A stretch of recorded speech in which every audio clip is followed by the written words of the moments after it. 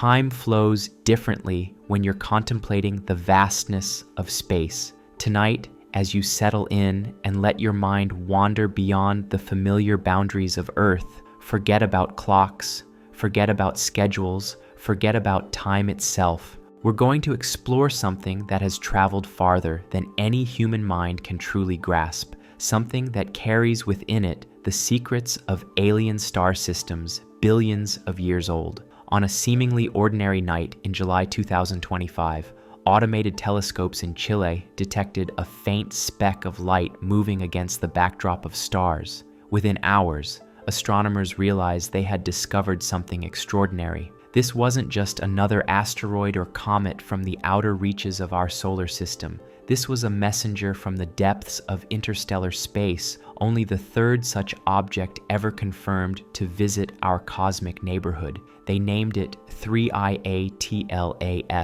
and everything about it defies what we thought we knew about visitors from beyond our solar system. The story begins not with the moment of discovery, but with a journey that started millions, perhaps billions of years ago, in a star system so distant that light from it has never reached our eyes. Somewhere in the galaxy, orbiting a star whose name we'll never know, a collection of ice and rock was born in the primordial disk of gas and dust surrounding a young sun. This object, destined to become 3IATLAS, formed in conditions that we're only now beginning to understand through its chemical fingerprint, but something happened. Whether it was the gravitational influence of a massive planet, a close encounter with another star, or some cosmic catastrophe we can barely imagine, 3IATLAS was torn from its home system and flung into the void between stars. It began a journey through the galaxy that would last longer than Earth has existed,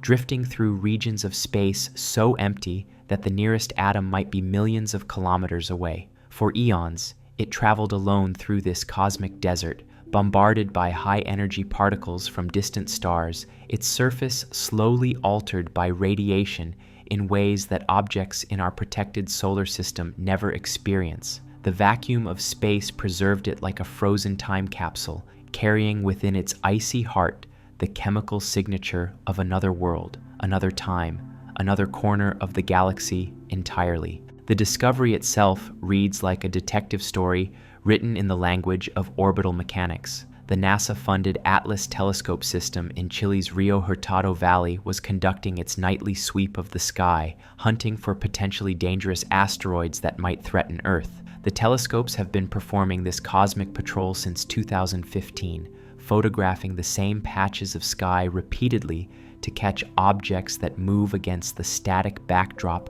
of distant stars. On July 1st, 2025, automated software flagged something unusual. A faint dot of light, barely detectable even with powerful telescopes, had moved between sequential images, initially designated with the mundane label A11BL3Z. This discovery would soon capture the attention of astronomers worldwide. But the real story was hidden in the mathematics of its motion. When astronomers calculated the object's trajectory, they found something remarkable. The object was moving too fast. Not just fast in human terms, but fast in cosmic terms, traveling at a velocity that exceeded the sun's escape velocity. This meant that our star's gravity could never hold it back. It was merely passing through, a cosmic tourist destined to leave our solar system as surely as it had entered it. The numbers told an even more extraordinary story.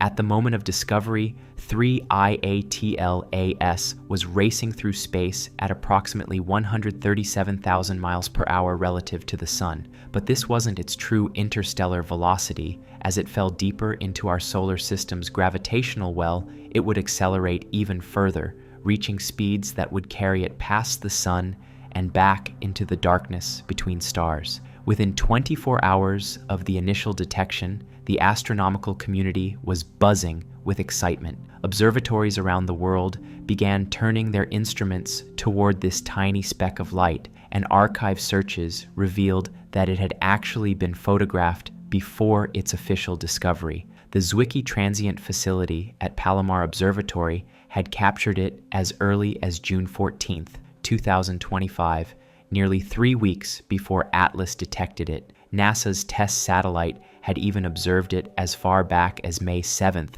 when it was 6.4 astronomical units from the Sun. These pre-discovery observations painted a picture of an object that had been quietly brightening as it approached the inner solar system, already showing signs of the activity that would mark it as a comet rather than a simple asteroid. The reason it hadn't been discovered earlier became clear when astronomers examined its path across the sky. During June, 3 IATLAS had been passing in front of the dense star fields at the center of our galaxy, where distinguishing a moving object from the stellar background is like finding a specific grain of sand on a beach. The confirmation of its interstellar origin came swiftly. The Minor Planet Center, the international body responsible for cataloging such discoveries, officially designated it as 3 IATLAS on July 2, 2025. The 3I designation marked it as the third interstellar object ever confirmed, following 1 I-Oumuamua in 2017 and 2 I-Borisov in 2019. The Atlas portion honored the survey that discovered it, following the tradition of naming comets after their discoverers. But unlike its predecessors, 3 IATLAS immediately presented puzzles that challenged our understanding of interstellar objects, where Oumuamua had been an enigmatic, cigar-shaped object that showed no clear signs of cometary activity, and Borisov had behaved much like a typical solar system comet. 3 IATLAS seemed to occupy a middle ground that was somehow more mysterious than either extreme. The first hint of this mystery came from its brightness. When astronomers attempted to determine the size of 3 IATLAS based on how much sunlight it reflected, they encountered an immediate problem. The object appeared far too bright for what should have been a relatively small chunk of rock and ice. If all the light were simply reflected sunlight from a solid surface, 3 I Atlas would need to be enormous, potentially 20 kilometers or more in diameter. This would make it vastly larger than any interstellar object previously discovered and raise troubling questions about how such monsters could remain undetected in the vastness of space. The answer came when higher resolution observations revealed the truth. 3 IATLAS wasn't a single solid object reflecting sunlight. It was an active comet surrounded by a glowing cloud of gas and dust called a coma. The brightness that had initially puzzled astronomers wasn't coming from the nucleus itself, but from the thousands of cubic kilometers of material that the sun's heat was boiling off its surface. This revelation immediately transformed our understanding of the object. Comets are fundamentally different from asteroids. They're not just chunks of rock, but complex mixtures of ice, dust, and organic compounds that transform dramatically as they approach a star. When comets enter the inner solar system, solar radiation heats their surfaces, causing frozen gases to sublimate directly from solid to vapor. This process lifts dust and creates the characteristic fuzzy appearance that has fascinated humans for millennia. But 3 IATLAS was displaying this behavior while still incredibly far from the sun. At the time of discovery, it was about 4.5 astronomical units away, farther than the orbit of Mars. Most solar system comets don't become noticeably active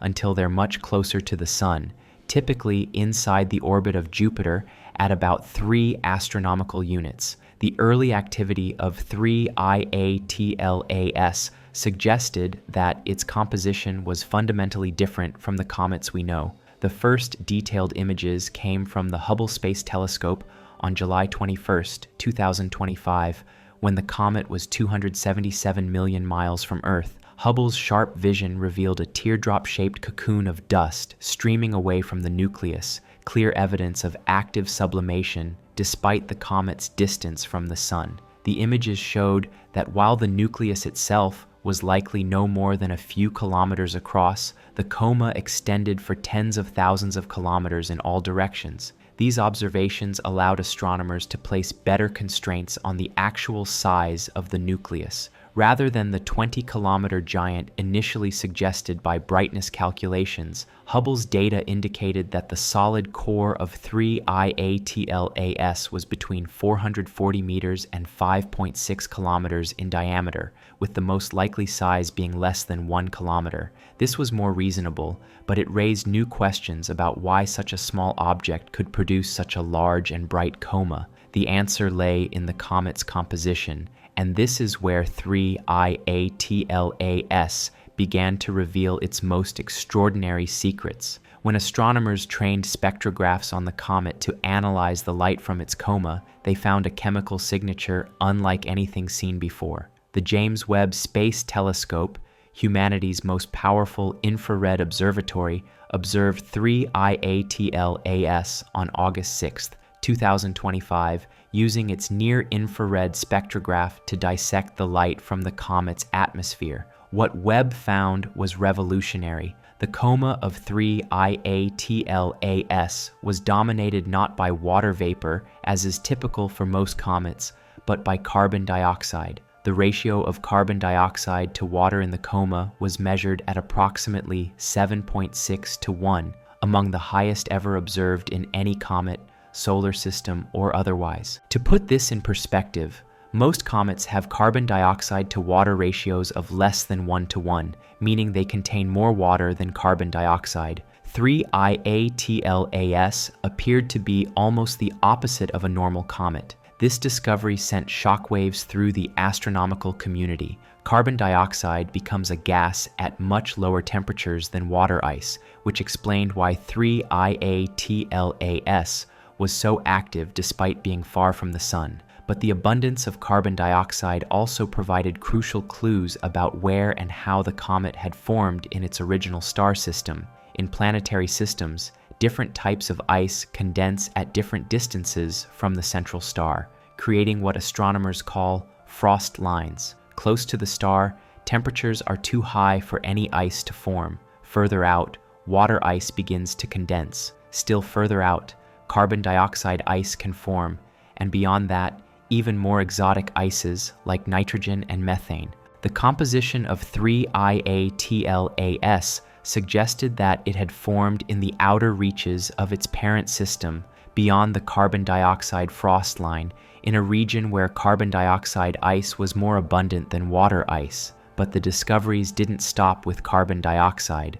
Webb's spectrograph also detected water ice, water vapor, carbon monoxide, and carbonyl sulfide, a molecule that carries the characteristic smell of rotten eggs. Each of these compounds provided additional pieces of the puzzle about 3IATLAS's origin and history. NASA's SphereX Observatory, observing between August 7th and 15th, confirmed and expanded on Webb's findings. SphereX's images revealed that the carbon dioxide coma extended even further than initially thought, at least 348,000 kilometers from the nucleus, nearly the distance from Earth to the Moon. This vast cloud of carbon dioxide gas was invisible to human eyes, but glowed brightly in infrared wavelengths, creating a ghostly halo around the tiny nucleus. Perhaps even more intriguingly, observations by ground-based telescopes began detecting elements that shouldn't have been there.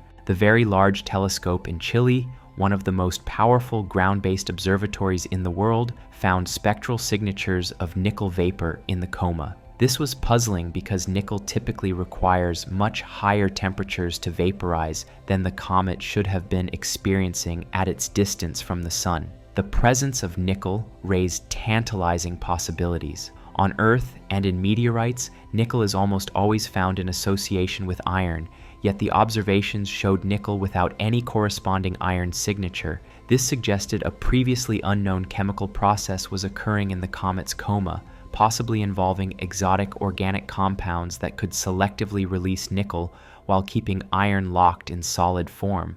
One possibility was that the nucleus contained nickel tetracarbonyl, a highly volatile compound that breaks down easily when exposed to ultraviolet light, releasing both nickel vapor and carbon monoxide gas. This could explain both the unusual nickel detection and contribute to the comet's high activity level. but nickel tetracarbonyl is not a compound typically found in solar system objects, suggesting that 3-IATLAS had formed in a very different chemical environment. The more astronomers studied 3-IATLAS, the more it challenged their preconceptions about interstellar objects. Unlike Oumuamua, which had been small, dark, and inactive, and unlike Borisov, which had behaved much like a typical solar system comet, 3-IATLAS seemed to represent an entirely new class of interstellar visitor. Its orbit provided additional clues about its journey through the galaxy. When astronomers traced 3-IATLAS's path backward through space,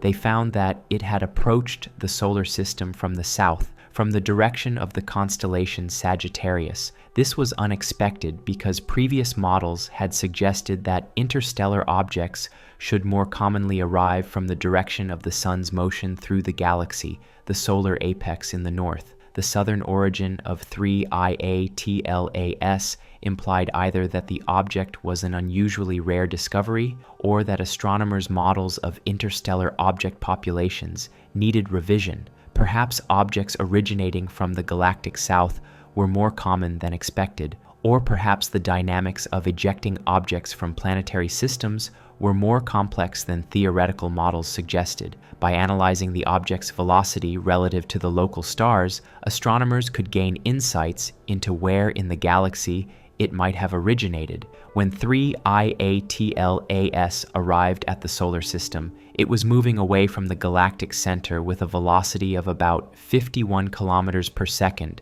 relative to the sun. This motion, combined with its trajectory, suggested that it might have originated from the galaxy's thick disk, a population of older stars that formed billions of years ago when the Milky Way was young. If this interpretation was correct, it would mean that 3-IATLAS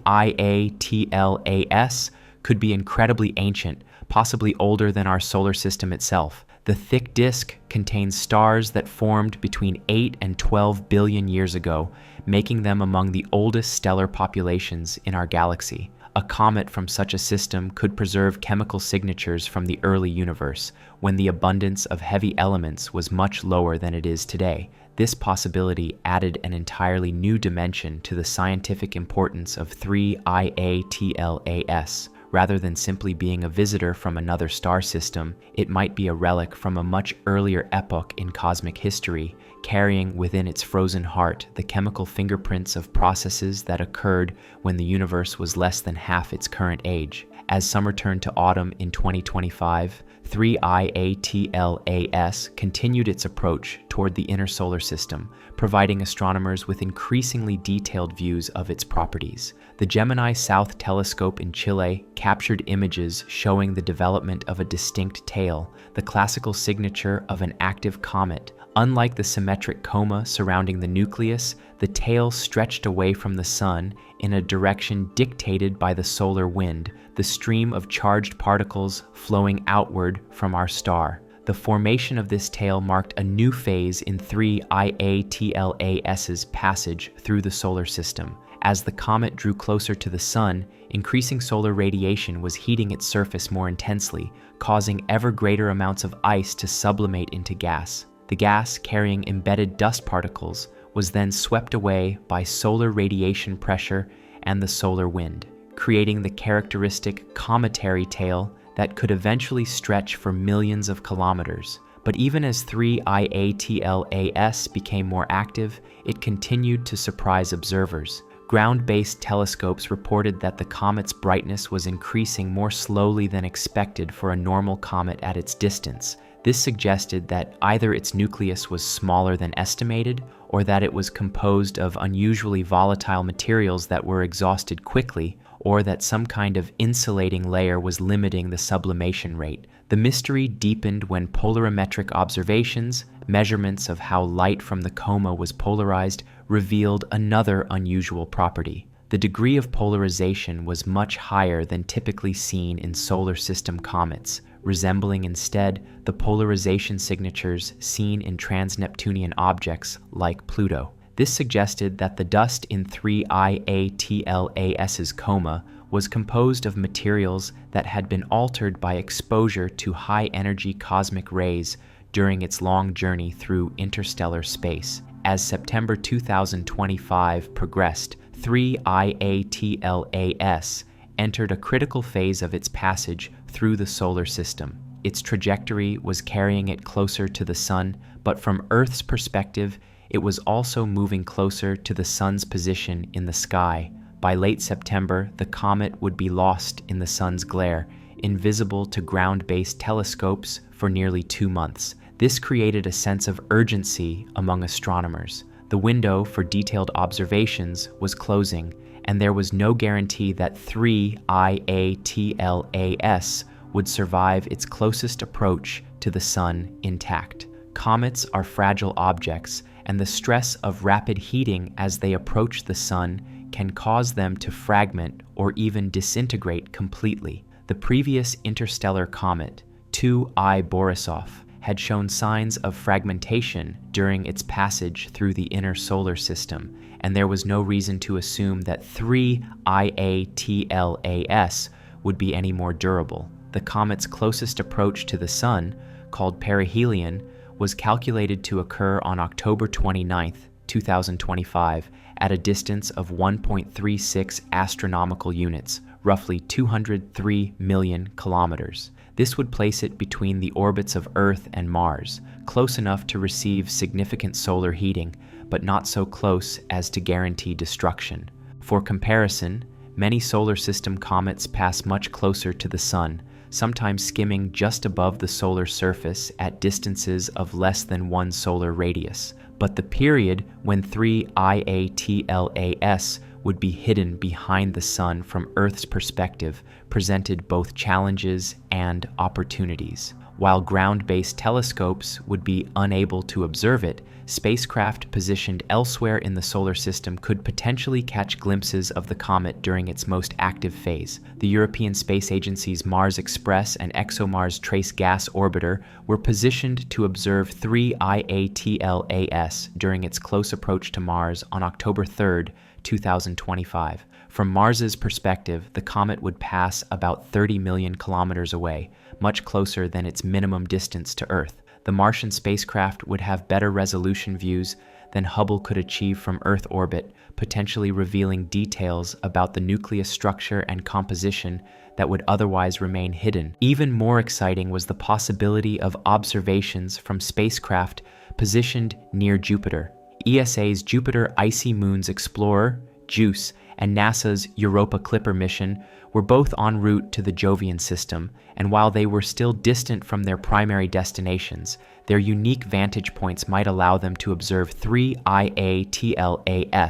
from angles impossible from Earth. The James Webb Space Telescope, positioned at the L2 Lagrange point 1.5 million kilometers from Earth in the direction opposite the Sun, would also have opportunities to observe the comet during periods when it was invisible from Earth. Webb's infrared capabilities were particularly valuable for studying the composition of the coma as it evolved during perihelion passage. As October approached, theoretical models predicted that 3IATLAS would undergo dramatic changes. The increased solar heating should cause water ice to begin sublimating in significant quantities, potentially altering the composition of the coma from its carbon dioxide-dominated state to something more resembling a typical comet. The nucleus might also begin to show signs of internal structure as differential heating caused different regions to outgas at different rates. There was also the possibility of outbursts, sudden dramatic increases in activity as pockets of volatile material beneath the surface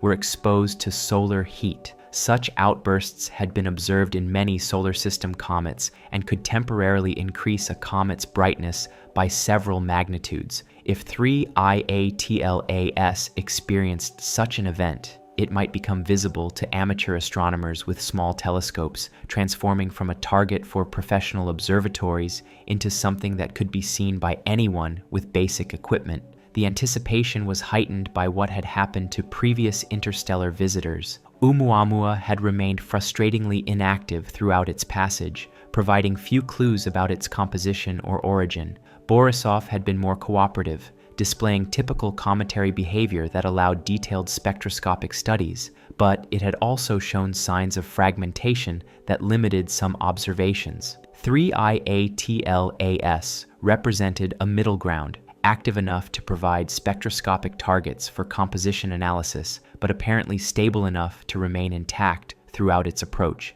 This combination made it potentially the most scientifically valuable interstellar object yet discovered, but the real drama would unfold during its closest approach to the Sun. At perihelion, solar heating would reach its maximum intensity, and any volatile materials in the nucleus would be driven off at their maximum rate. If the comet contained significant amounts of water ice beneath a carbon dioxide-rich surface layer, this period might reveal the true bulk composition of the nucleus. The temperature at the comet's surface during perihelion could reach several hundred degrees above absolute zero, warm enough to sublimate not just carbon dioxide and water, but also more refractory materials like carbon monoxide and even some organic compounds. This heating could potentially release trapped gases that had been locked in the nucleus since its formation, providing direct samples of the atmosphere around its parent star. Theoretical models suggested that 3IATLAS might contain up to several million tons of material. If even a small fraction of this mass was driven off during perihelion passage, it could create a coma hundreds of thousands of kilometers across and a tail stretching across significant portions of the inner solar system. Such a display would be visible to spacecraft throughout the solar system and could provide unprecedented opportunities to study the three-dimensional structure of an active interstellar comet. The scientific instruments aboard various spacecraft were specifically designed to take advantage of such opportunities. Spectrographs could analyze the composition of different parts of the coma and tail, potentially revealing how different materials were distributed within the original nucleus. Particle detectors could sample individual dust grains ejected from the surface, providing direct physical samples of interstellar material for analysis. Perhaps most intriguingly, if 3IATLAS experienced significant outgassing during perihelion, some of that material might remain in the inner solar system long after the comet had departed. Dust particles with orbital velocities close to the solar escape velocity might linger for months or even years, potentially allowing future missions to collect and return samples of verified interstellar material to Earth. The implications extended far beyond simple scientific curiosity. Interstellar objects like 3IATLAS represented the only way to directly study the composition and properties of material from other star systems without launching interstellar space missions, something that remains far beyond current technological capabilities. Every measurement, every spectrum, every photograph provided irreplaceable data about conditions in distant parts of the galaxy. The carbon dioxide dominance in 3IATLAS's coma suggested that it had formed in a very different environment from typical solar system comets. The outer regions of its parent planetary system must have been cold enough for carbon dioxide to condense as the dominant ice,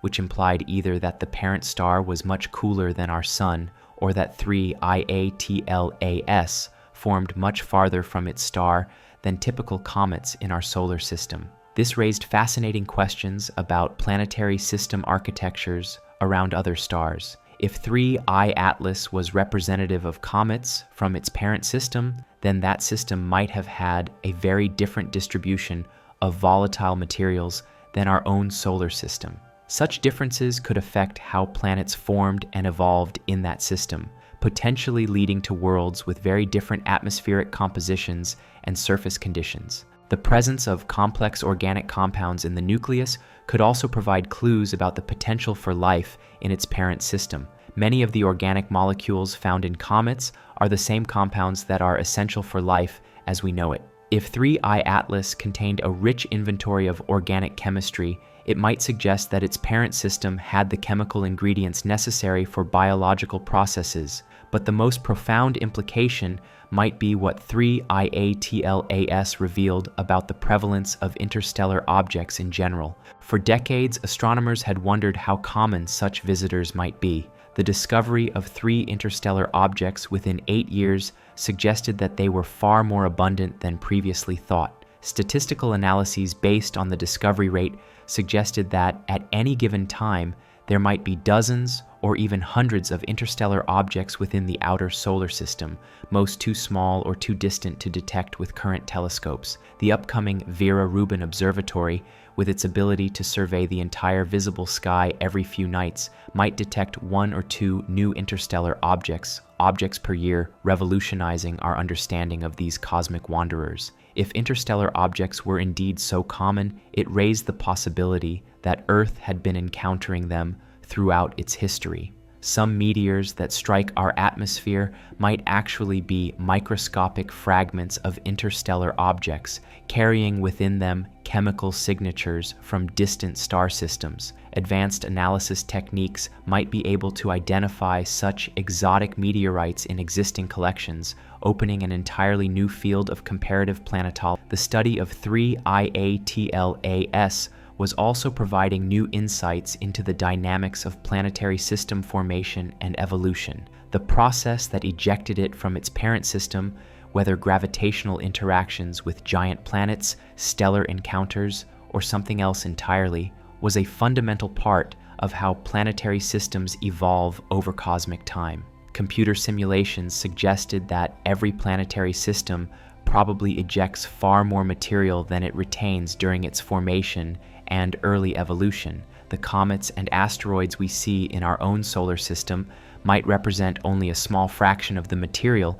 that originally condensed in the protoplanetary disk around the young sun. The rest was flung into interstellar space, just as 3 ATLAS had been ejected from its birthplace. This meant that the galaxy was filled with a vast, mostly invisible population of rogue objects carrying chemical signatures from thousands or millions of different star systems. Occasionally, as with Oumuamua, Borisov, and 3 IATLAS, we got brief glimpses of these wanderers as they passed through our cosmic neighborhood. Each encounter provided a unique window into conditions around distant stars at various epochs in galactic history. The age implications were particularly striking. If 3 ATLAS had indeed originated from the galaxy's thick disk, it could preserve chemical signatures from when the Milky Way was young and heavy elements were much less abundant than today.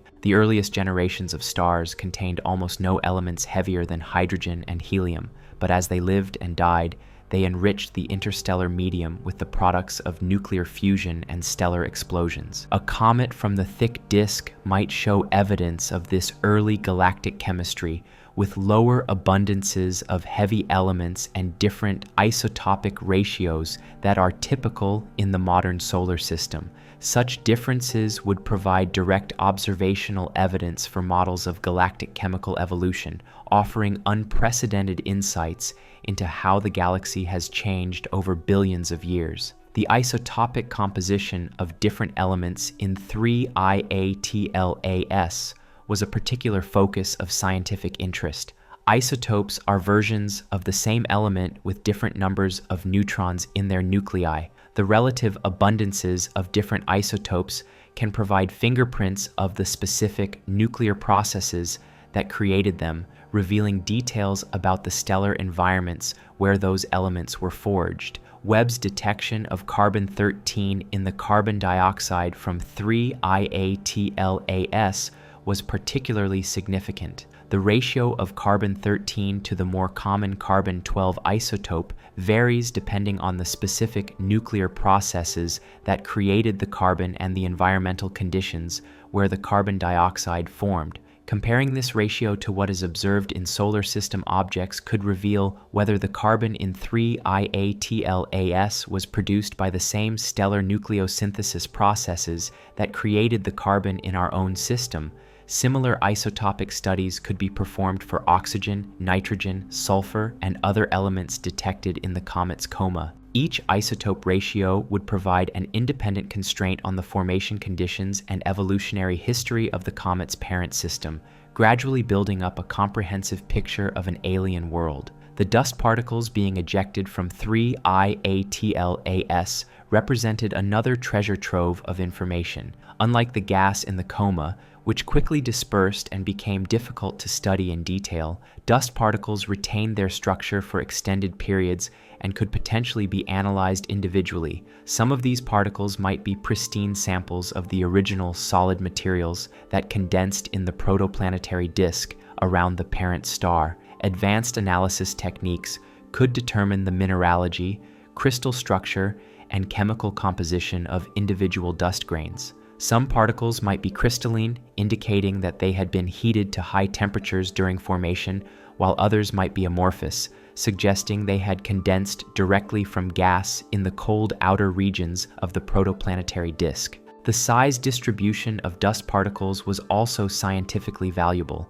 Different physical processes during the comet's formation and evolution would produce characteristic size distributions, providing clues about the environmental conditions in its birth environment. Large particles might indicate that the original protoplanetary disk had high densities of solid materials, while an abundance of very fine dust might suggest extensive processing by radiation or collisions during the comet's interstellar journey. Spectroscopic analysis of the dust could also reveal the presence of complex organic compounds that might not be detectable in the gas phase. Many organic molecules are unstable as free gas, but can survive when incorporated into solid particles. If 3IATLAS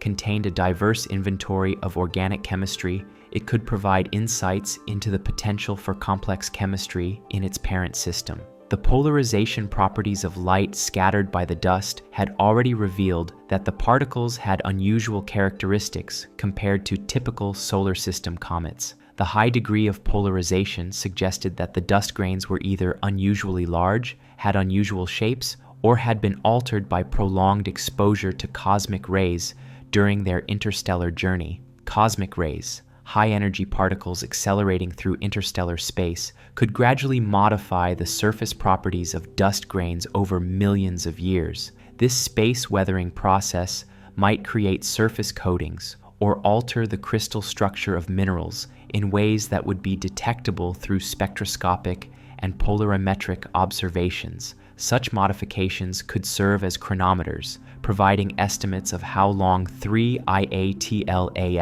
had been traveling through interstellar space. The magnetic properties of the dust were another area of active research. Many meteorites contain magnetic minerals that preserve records of the magnetic fields present when they formed. If dust from 3IATLAS contained similar magnetic signatures, they might provide information about the magnetic field around its parent star during the epoch of planetary formation. All of these investigations were constrained by the limited time available for observations. Unlike solar system objects, which could be studied repeatedly over many years or even decades, 3IATLAS would pass through the inner solar system only once. Every observing opportunity was precious, and the loss of several months of observations, while the comet was behind the sun from Earth's perspective, made the remaining time even more valuable. The coordination required for multi-wavelength, multi-instrument observations of 3IATLAS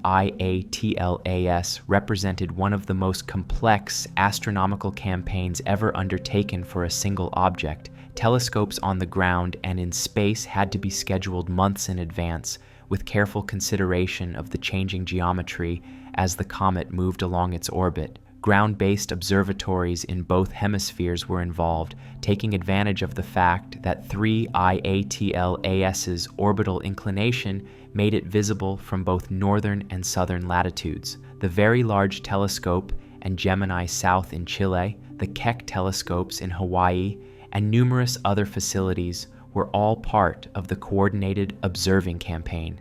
Space-based telescopes offered unique advantages, particularly the ability to observe in wavelength ranges that are blocked by Earth's atmosphere. The James Webb Space Telescope's infrared capabilities were essential for detecting many of the molecular species in the coma, while the Hubble Space Telescope's sharp vision in visible light provided the highest resolution images of the nucleus and inner coma structure. The coordination extended beyond professional astronomy to include citizen scientists and amateur astronomers around the world. Advanced amateur telescopes could contribute valuable photometric observations, tracking changes in the comet's brightness over time with a temporal resolution that professional telescopes, with their busy observing schedules, could not match. This collaboration between professional and amateur astronomers exemplified the democratic nature of comet science. Unlike many areas of modern astronomy that require billion-dollar space telescopes or massive ground-based facilities, comet observations could be made with relatively modest equipment. Amateur astronomers had historically made important contributions to comet science, and their involvement in studying 3IATLAS continued this tradition. The data flowing from all these observations was unprecedented in both quantity and quality.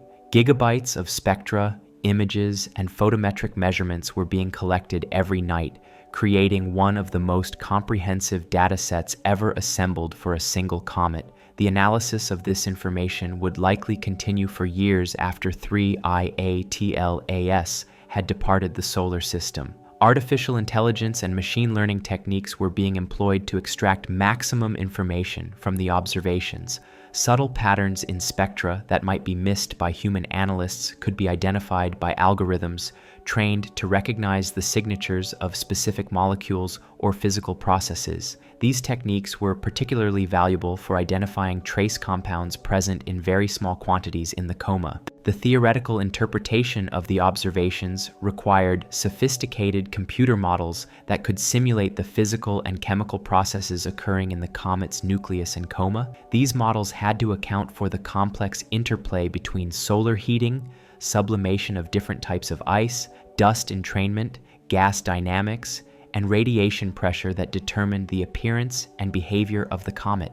Comparing the observations to model predictions provided tests of our understanding of cometary physics and chemistry. Discrepancies between models and observations often pointed to new physical processes or previously unrecognized complexities that could advance the field beyond what was possible through observations alone. The study of 3IATLAS was also driving advances in observational techniques and instrumentation. The challenge of extracting maximum information from a faint, rapidly moving target pushed the limits of what was possible with existing telescopes and detectors. Innovations developed for this campaign would likely find applications in future studies of comets, asteroids, and other solar system objects. Perhaps most importantly, the scientific return from 3IATLAS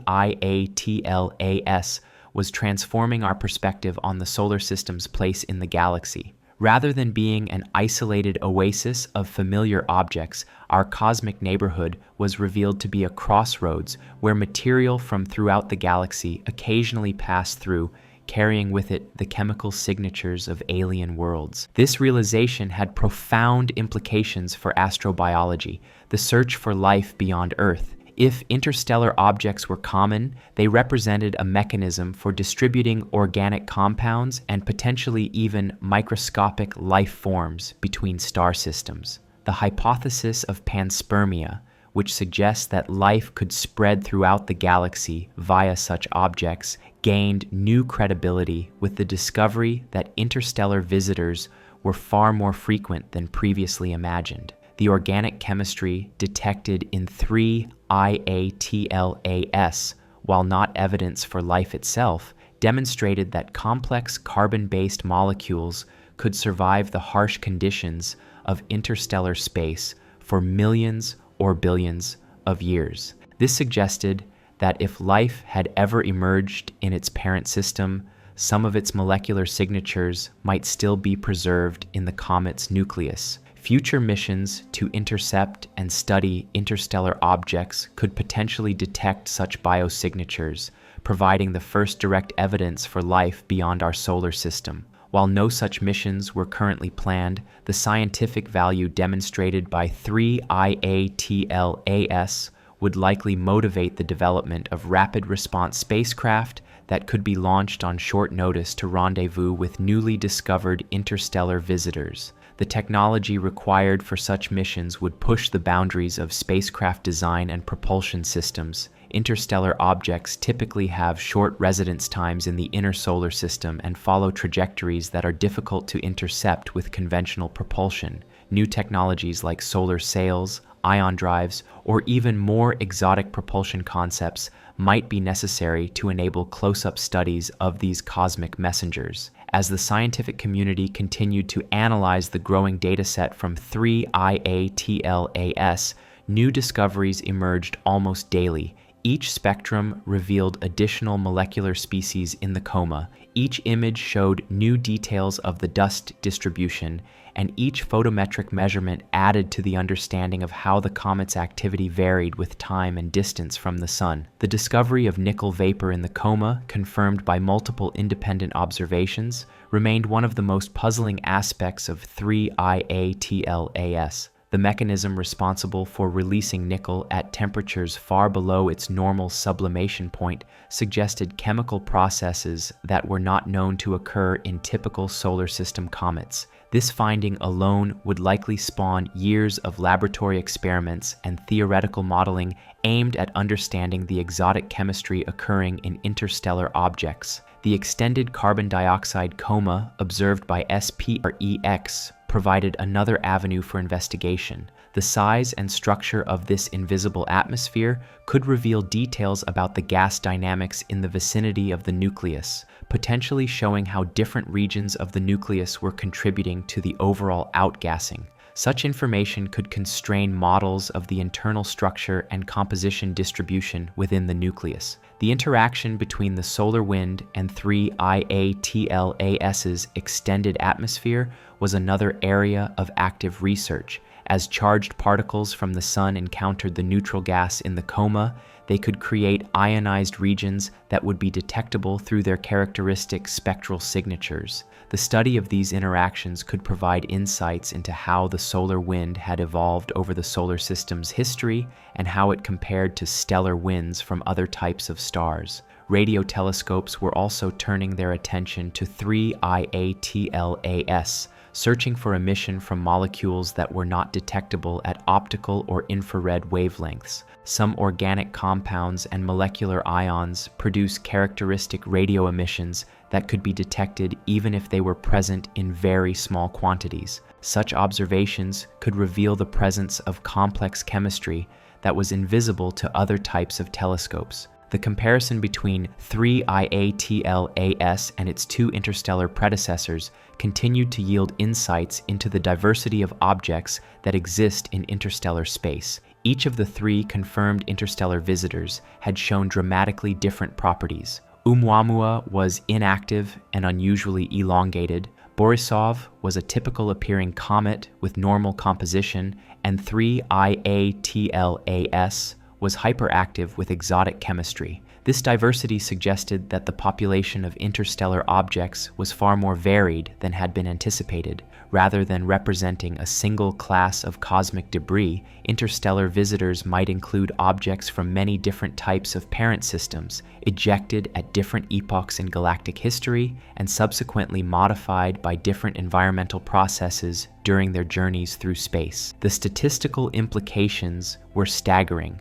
If the three known interstellar objects represented a reasonable sample of the true population, then the space around our solar system might contain thousands or even millions of such objects at any given time, most too small or too distant to detect with current technology. The development of next-generation survey telescopes like the Vera Rubin Observatory could potentially transform interstellar object discovery from rare, chance encounters to routine detections. Such a population would represent an enormous reservoir of scientific information about conditions throughout the galaxy. Each interstellar object would carry unique chemical signatures from its parent system, collectively providing a library of information about planetary formation processes, stellar evolution, and galactic chemical evolution that could never be obtained through conventional astronomical observations. The study of 3IATLAS was also advancing our understanding of how small bodies evolve in the harsh environment of space.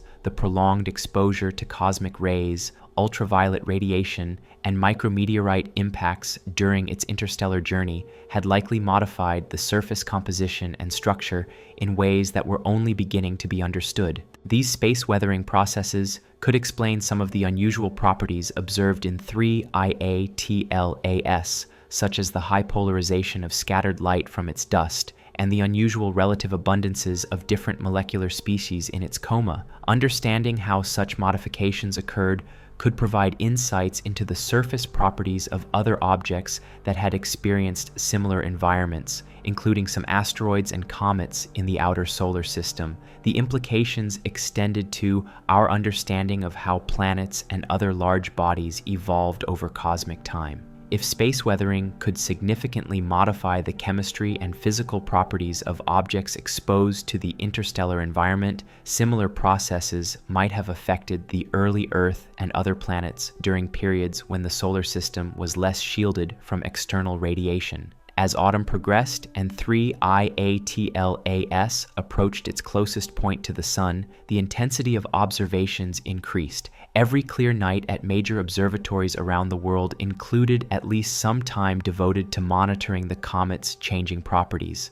The coordination required for this global effort demonstrated the international nature of modern astronomy and the shared fascination with these rare visitors from the depths of space. The approaching perihelion passage represented both the climax of the observational campaign and its most uncertain phase. Theoretical models could predict the general behavior expected as the comet heated up, but the specific details would depend on the internal structure and composition of the nucleus, properties that remained largely mysterious despite months of intensive study. Some models suggested that 3IATLAS might undergo dramatic outbursts as pockets of volatile materials beneath the surface were suddenly exposed to solar heating. Such events could temporarily increase the comet's brightness by orders of magnitude, creating spectacular displays visible even to amateur astronomers with small telescopes. Other models predicted more gradual changes, with steadily increasing activity as the nucleus heated up and different types of ice began to sublimate in significant quantities. The transition from carbon dioxide-dominated to water-dominated outgassing could fundamentally alter the appearance and behavior of the coma, potentially revealing previously hidden aspects of the nucleus composition. There was also the possibility of more dramatic events, such as fragmentation of the nucleus due to thermal stresses or structural weaknesses. Many comets, both from the solar system and interstellar space, had shown evidence of breaking apart during their close approaches to the Sun. While such events would end the life of 3IATLAS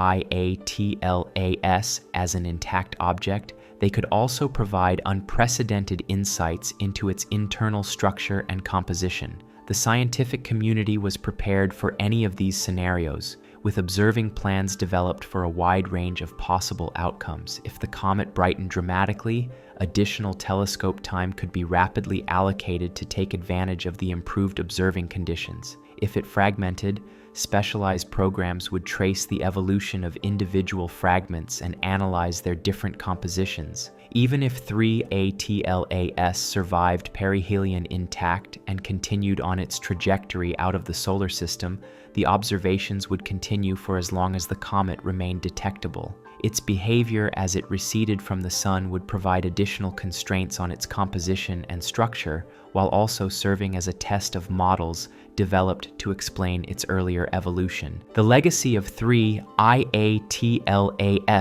extended far beyond the specific scientific results obtained from its study. The international coordination required for the observational campaign had established new standards for collaborative research that would benefit future studies of transient astronomical phenomena. The techniques developed for rapid spectroscopic and photometric analysis of faint, moving targets would find applications in studies of asteroids, other comets, and even extragalactic objects. Perhaps most importantly, 3IATLAS had demonstrated that interstellar objects were not just exotic curiosities, but valuable scientific resources that could provide unique insights into cosmic processes. the chemical signatures preserved in its nucleus represented information that could not be obtained through any other means, making each interstellar visitor a priceless messenger from the depths of space and time.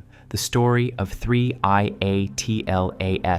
was still unfolding as it approached the culmination of its billion-year journey, from its birth in an alien star system through eons of travel through the galactic void to its brief but spectacular passage through our solar system. This small chunk of ice and rock had become one of the most studied objects in the history of astronomy. In a few short months, it would disappear beyond the orbit of Jupiter, accelerating back toward interstellar space at velocities that would carry it far from the sun's influence. But the scientific legacy of its visit would endure, providing data that would be analyzed and reanalyzed for decades to come, each study potentially revealing new insights into the nature of our galaxy and our place within it. The profound realization emerging from the study of 3IATLAS was that the universe was far more interconnected than previously imagined. Rather than being isolated islands of matter and energy, star systems throughout the galaxy were linked by a vast network of wandering objects carrying chemical information between worlds. Every planetary system contributed to this cosmic library, and every system, including our own, occasionally received new volumes from distant shores. As we watched 3IATLAS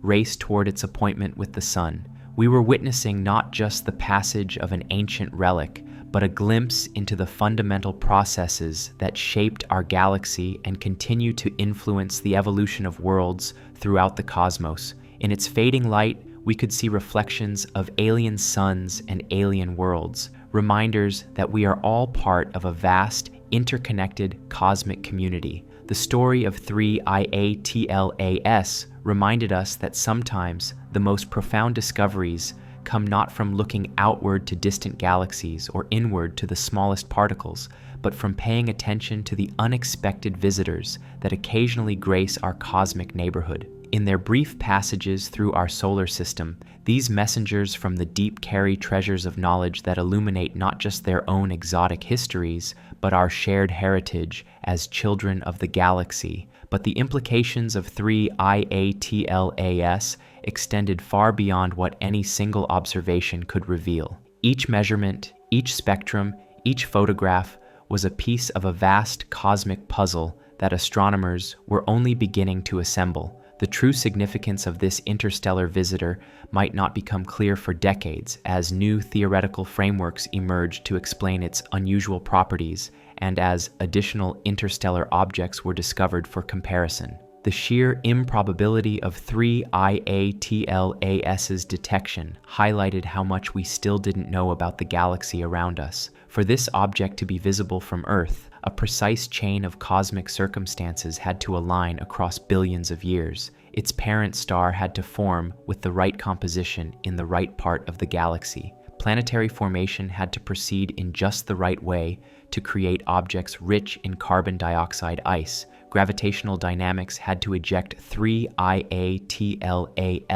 from its birth system with precisely the right velocity and direction to eventually intersect our solar system. And finally, human technology had to advance to the point where we could detect and study such faint, fast-moving objects, just as 3IATLAS happened to pass by. The statistical analysis was sobering. The volume of space that our telescopes could effectively monitor for objects like 3IATLAS represented a tiny fraction of the solar system's sphere of gravitational influence. Most interstellar visitors probably pass through the outer solar system completely undetected, their presence known only to the gravitational fields of distant planets and the occasional perturbation of long-period comets. This realization transformed our understanding of the solar system's boundaries. Rather than being a discrete, well-defined collection of planets, moons, and small bodies, our cosmic home was revealed to be a dynamic, permeable region constantly exchanged material with the galaxy at large. The asteroid belt, Kuiper belt, and Oort cloud were not just reservoirs of primordial solar system material, but also temporary repositories for interstellar debris that had been gravitationally captured during the Sun's 4.6 billion year journey around the galaxy. Computer simulations suggested that over geological time, the solar system had probably captured thousands or even millions of interstellar objects. Most would eventually be ejected again by gravitational interactions with the giant planets, but some might remain in the outer solar system for millions of years before continuing their journeys. A few might even crash into planets or moons, delivering exotic chemistry from distant star systems to worlds throughout the solar system. This possibility added an entirely new dimension to the search for life beyond Earth. If interstellar objects were common and occasionally collided with planets, they could serve as vectors for distributing organic compounds and potentially even microbial life between star systems. The concept of panspermia, the hypothesis that life could spread throughout the galaxy via such cosmic messengers, gained new credibility with each interstellar discovery. The organic compounds detected in 3IATLAS,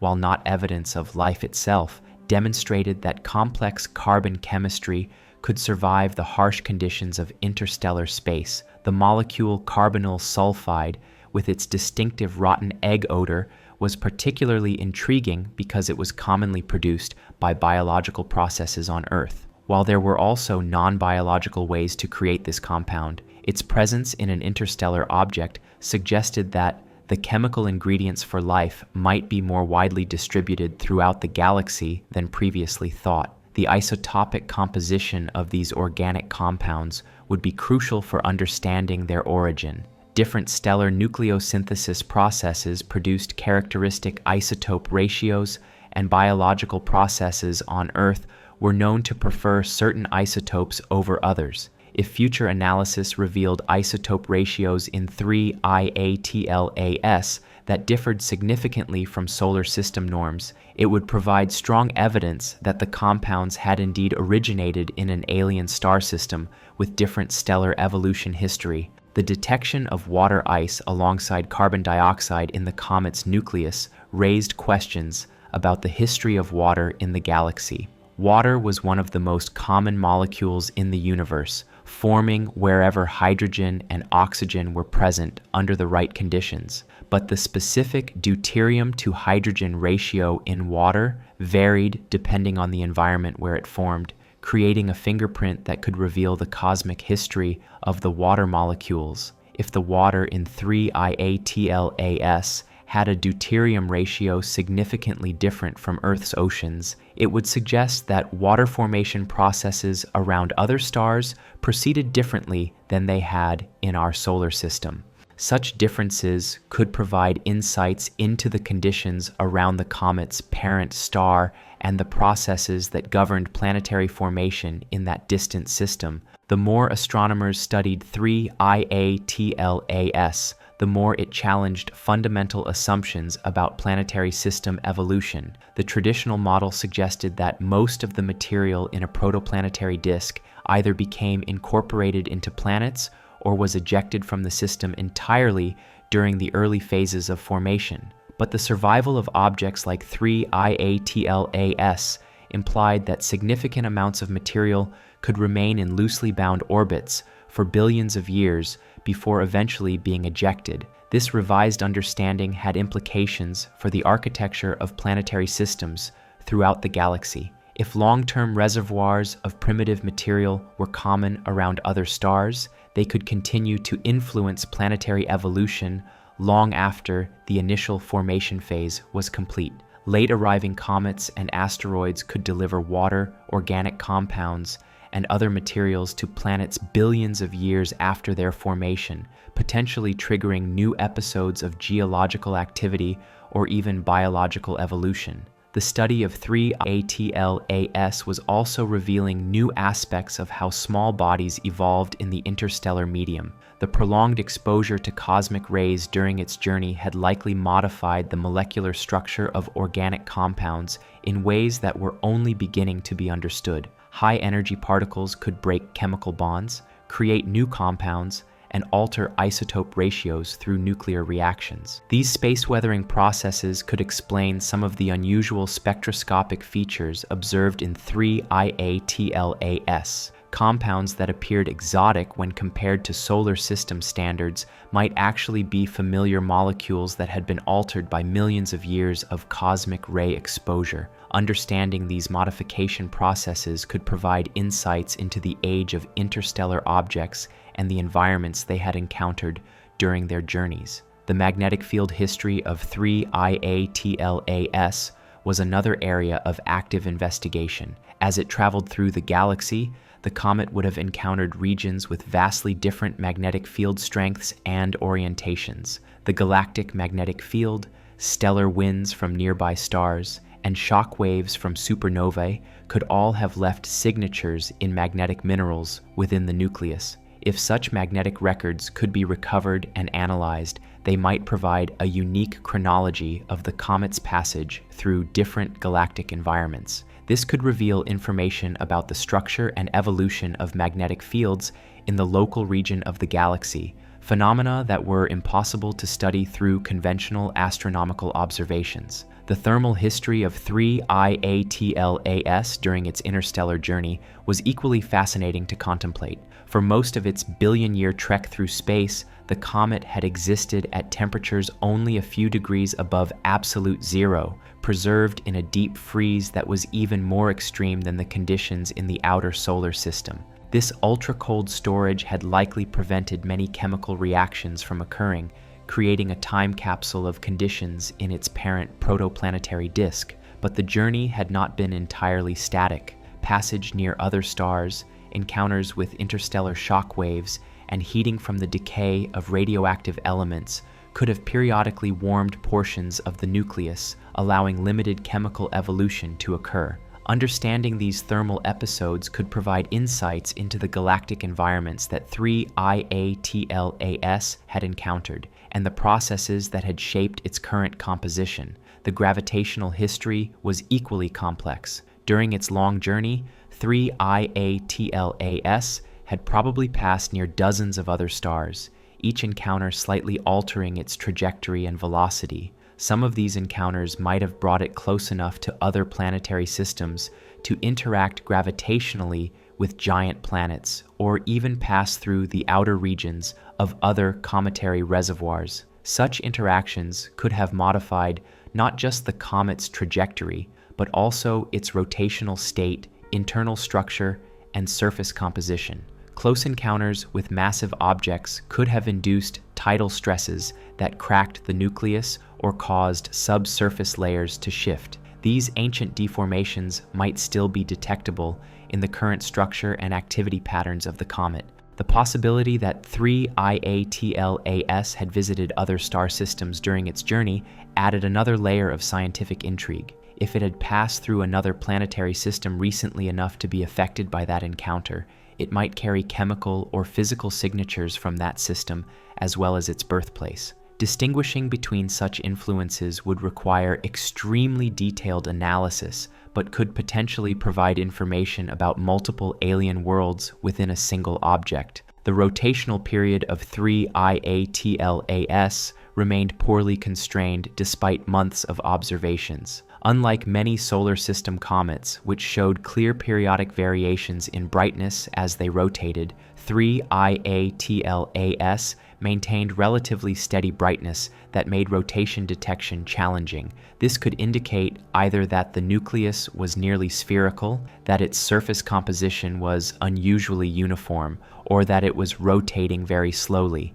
A slow rotation rate would be particularly interesting because it could provide clues about the object's mechanical history. Collisions during its formation or subsequent encounters with other objects could have spun it up or slowed it down. The current rotation state might preserve evidence of the last significant impact it experienced, potentially millions of years ago in some distant part of the galaxy. The absence of obvious jets or directional outgassing in early observations was another puzzle that continued to intrigue researchers. Most active comets showed clear evidence of localized sources of gas and dust, creating jets and fans that rotated with the nucleus. The apparently uniform outgassing from 3IATLAS suggested either that its surface composition was remarkably homogeneous or that subsurface thermal conduction was efficiently distributing heat throughout the nucleus. As the comet approached perihelion, higher resolution observations began to reveal subtle asymmetries in the coma that hinted at more complex outgassing patterns. These features evolved slowly over time,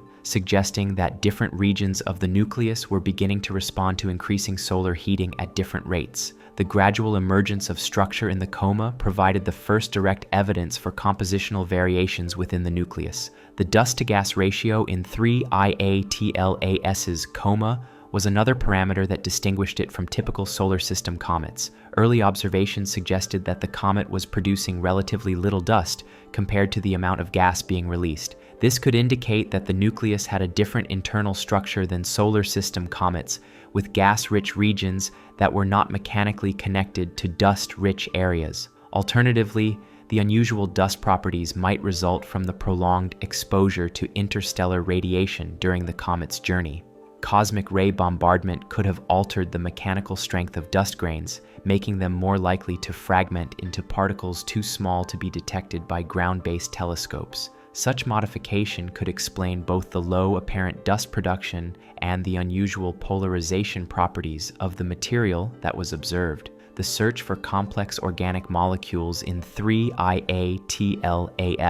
continued as observational techniques became more sophisticated. While initial detections had focused on simple compounds like carbon dioxide, water, and carbon monoxide, more sensitive instruments were beginning to probe for larger molecules that might provide insights into prebiotic chemistry processes. Amino acids, the building blocks of proteins, were of particular interest because their detection in an interstellar object would have profound implications for understanding the distribution of life's precursor molecules throughout the galaxy. While such complex molecules would be difficult to detect remotely, their presence might be inferred from characteristic fragmentation patterns as parent molecules were broken apart by solar radiation. The detection of formaldehyde, methanol, and other organic compounds in some solar system comets had demonstrated that complex chemistry was possible in these primitive objects. If similar processes had occurred in 3IATLAS during its formation or subsequent evolution, the resulting molecules could provide a direct sample of organic chemistry from another star system. The noble gas content of 3IATLAS was another area of intense interest that remained largely unexplored due to observational challenges. Noble gases like helium, neon, argon, krypton, and xenon were chemically inert, but retained isotopic signatures that could provide powerful constraints on the nuclear processes that had created them. Different stellar nucleosynthesis pathways produced characteristic noble gas isotope ratios, making these elements particularly valuable tracers of stellar evolution history. The challenge was that noble gases could only be detected through their extremely weak spectroscopic signatures, requiring observations with the most sensitive instruments available. Future observations with next-generation spectrographs might be able to detect these elusive tracers, potentially providing the most direct evidence yet obtained for the stellar environment where 3IATLAS had formed. The interaction between 3IATLAS and the solar wind was becoming more pronounced as the comet approached the inner solar system. The charged particles streaming outward from the sun began to interact with the neutral gas in the coma, creating a complex plasma environment around the nucleus. This interaction could produce characteristic radio emissions and modify the chemistry of molecules in the coma through charge exchange reactions. These plasma processes could also affect the dynamics of dust particle ejection from the nucleus. Charged dust grains would be subject to electromagnetic forces in addition to gravity and radiation pressure, potentially creating complex particle trajectories that could be traced through high-resolution imaging. Understanding these interactions was crucial for interpreting observations and extracting accurate information about the nucleus properties. The magnetic field embedded in the solar wind would also interact with any intrinsic magnetization in the nucleus or electrically conducting regions in the coma. These interactions could potentially be detected through their radio signatures, providing insights into the internal structure and composition of the nucleus that would be impossible to obtain through other means. As 3IATLAS continued its approach toward perihelion, the scientific community was preparing for what might be the most intensive observational campaign ever focused on a single comet. The coordination required between ground-based observatories, space telescopes, and planetary spacecraft represented an unprecedented level of international cooperation in astronomical research. The observing schedule had to account for the rapidly changing geometry as the comet moved along its hyperbolic orbit. Different telescopes would have optimal viewing windows at different times, and the scientific priorities had to be balanced against practical constraints like weather, telescope availability, and data processing capabilities.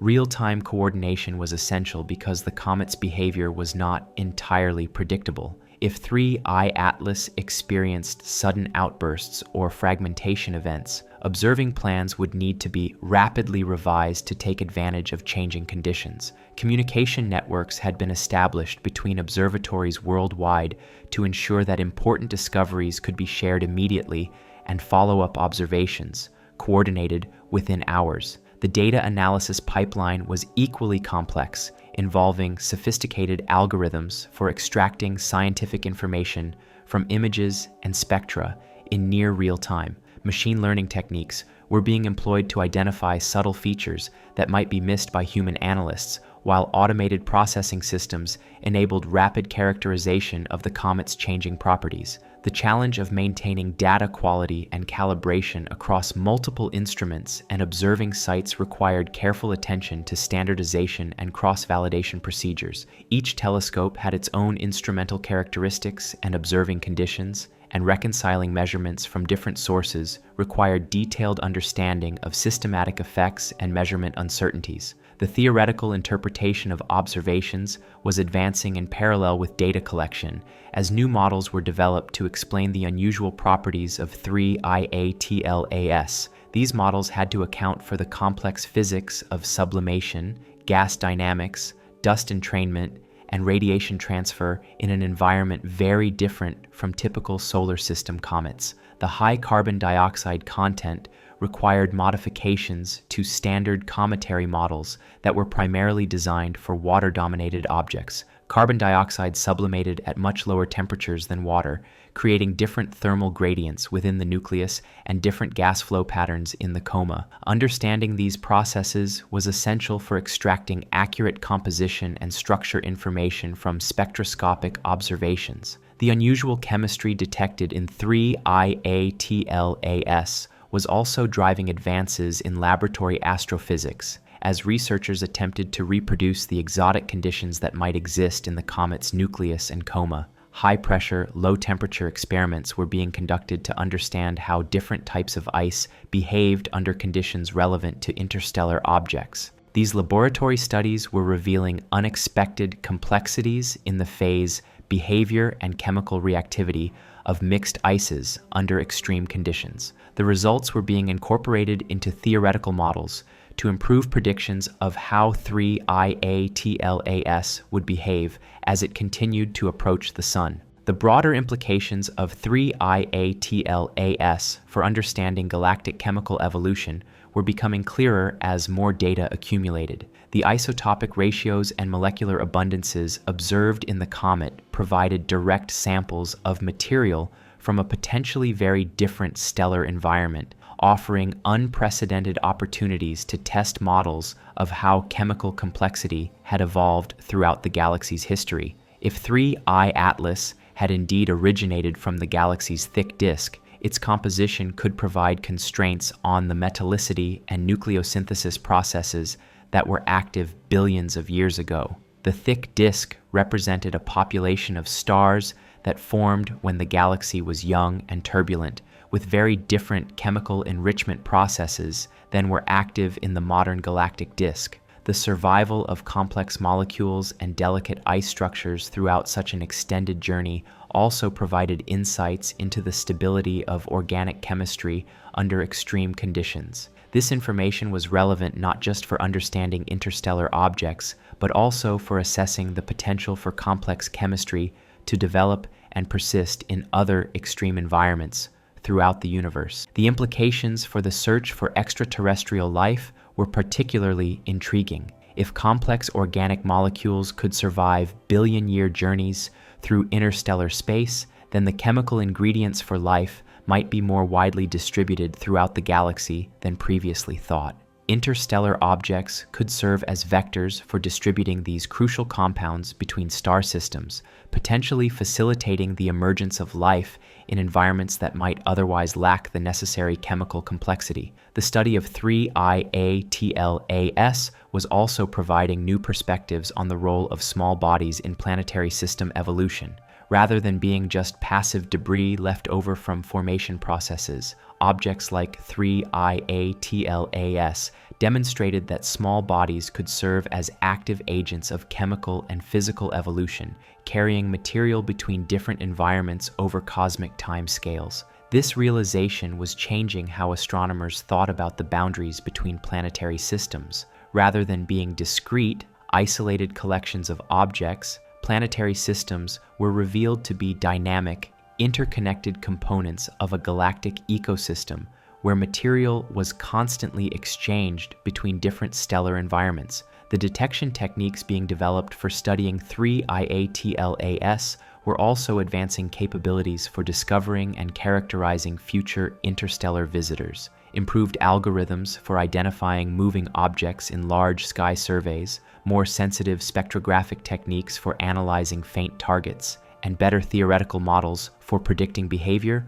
were all contributions that would benefit the broader field of small body astronomy. These advances were particularly timely given the upcoming deployment of next-generation survey telescopes like the Vera Rubin Observatory, which were expected to dramatically increase the rate of interstellar object discovery. The lessons learned from studying 3IATLAS would be crucial for making the most of these future opportunities. The international collaboration required for the 3IATLAS campaign was also serving as a model for future cooperative efforts in astronomy. The successful coordination of observations across multiple continents and time zones demonstrated that the global astronomical community could work together effectively on time-critical projects requiring rapid response and real-time coordination. As the comet continued its approach toward the Sun, each passing day brought new discoveries that added to the growing understanding of this remarkable object. The carbon dioxide-dominated chemistry remained the most striking feature, but additional molecular species were being detected as observational sensitivity improved and new spectroscopic techniques were applied. The detection of hydrogen cyanide in the coma was particularly significant because this molecule was known to be important in prebiotic chemistry. On early Earth, hydrogen cyanide was thought to have played a crucial role in the formation of amino acids and nucleotides, the building blocks of proteins and genetic material. Its presence in an interstellar object suggested that the chemical pathways that led to life on Earth might be active throughout the galaxy. The abundance patterns of different molecules in the coma were providing insights into the thermal and chemical history of the nucleus. Some compounds were present in ratios that suggested they had been in chemical equilibrium at very low temperatures,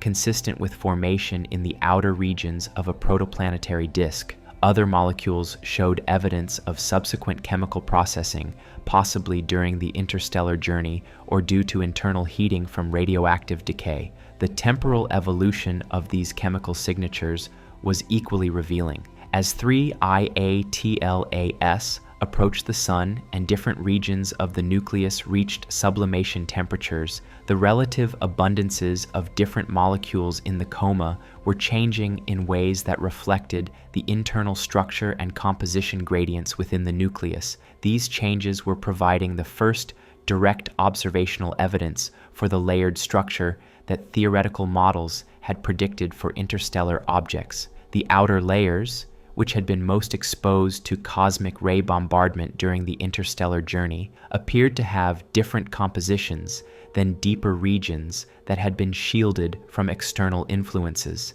The dust properties were also evolving as the comet became more active. Early observations had shown unusual polarization characteristics that suggested the dust grains had been modified by space weathering processes. As fresh material was exposed from deeper within the nucleus, the polarization properties were gradually changing, potentially revealing the original composition of the dust before it was altered by interstellar exposure. The size distribution of dust particles was another parameter that was evolving with time. Initially, the dust appeared to be dominated by very small particles, possibly the result of cosmic ray bombardment breaking down larger grains during the interstellar journey. As more material was released from the nucleus, larger particles were beginning to appear, suggesting that the deeper layers contained more pristine dust that had not been subjected to extensive space weathering. These observations were providing unprecedented insights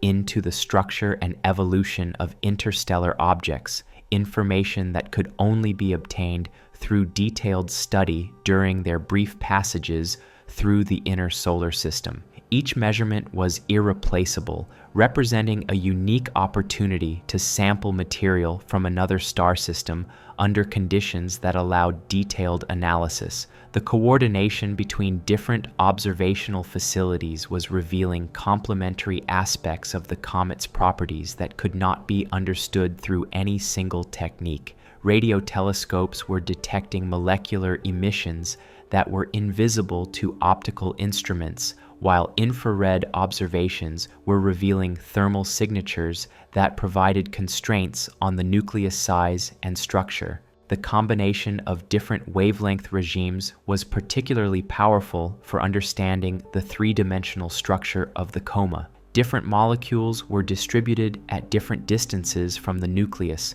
depending on their sublimation rates and photodissociation timescales. Mapping these distributions provided insights into the gas dynamics and chemical processing occurring in the coma environment. The study of 3IATLAS was also contributing to our understanding of how cometary activity varied with solar distance and illumination geometry.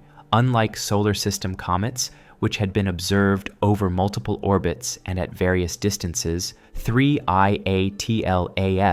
provided only a single opportunity to study the relationship between solar heating and cometary response under controlled conditions. The mathematical models being developed to interpret these observations were incorporating increasingly sophisticated physics, including detailed treatments of heat transfer within porous ice matrices, gas dynamics in rarefied atmospheres, and radiation transfer through dusty media. These models were not just tools for understanding 3IATLAS, but were advancing the general understanding of cometary physics in ways that would benefit studies of all types of small bodies. As the intensity of solar heating increased with decreasing distance, 3IATLAS was beginning to show signs of the structural changes that had been predicted by theoretical models. The initially smooth, symmetric coma was developing subtle asymmetries and features that suggested non-uniform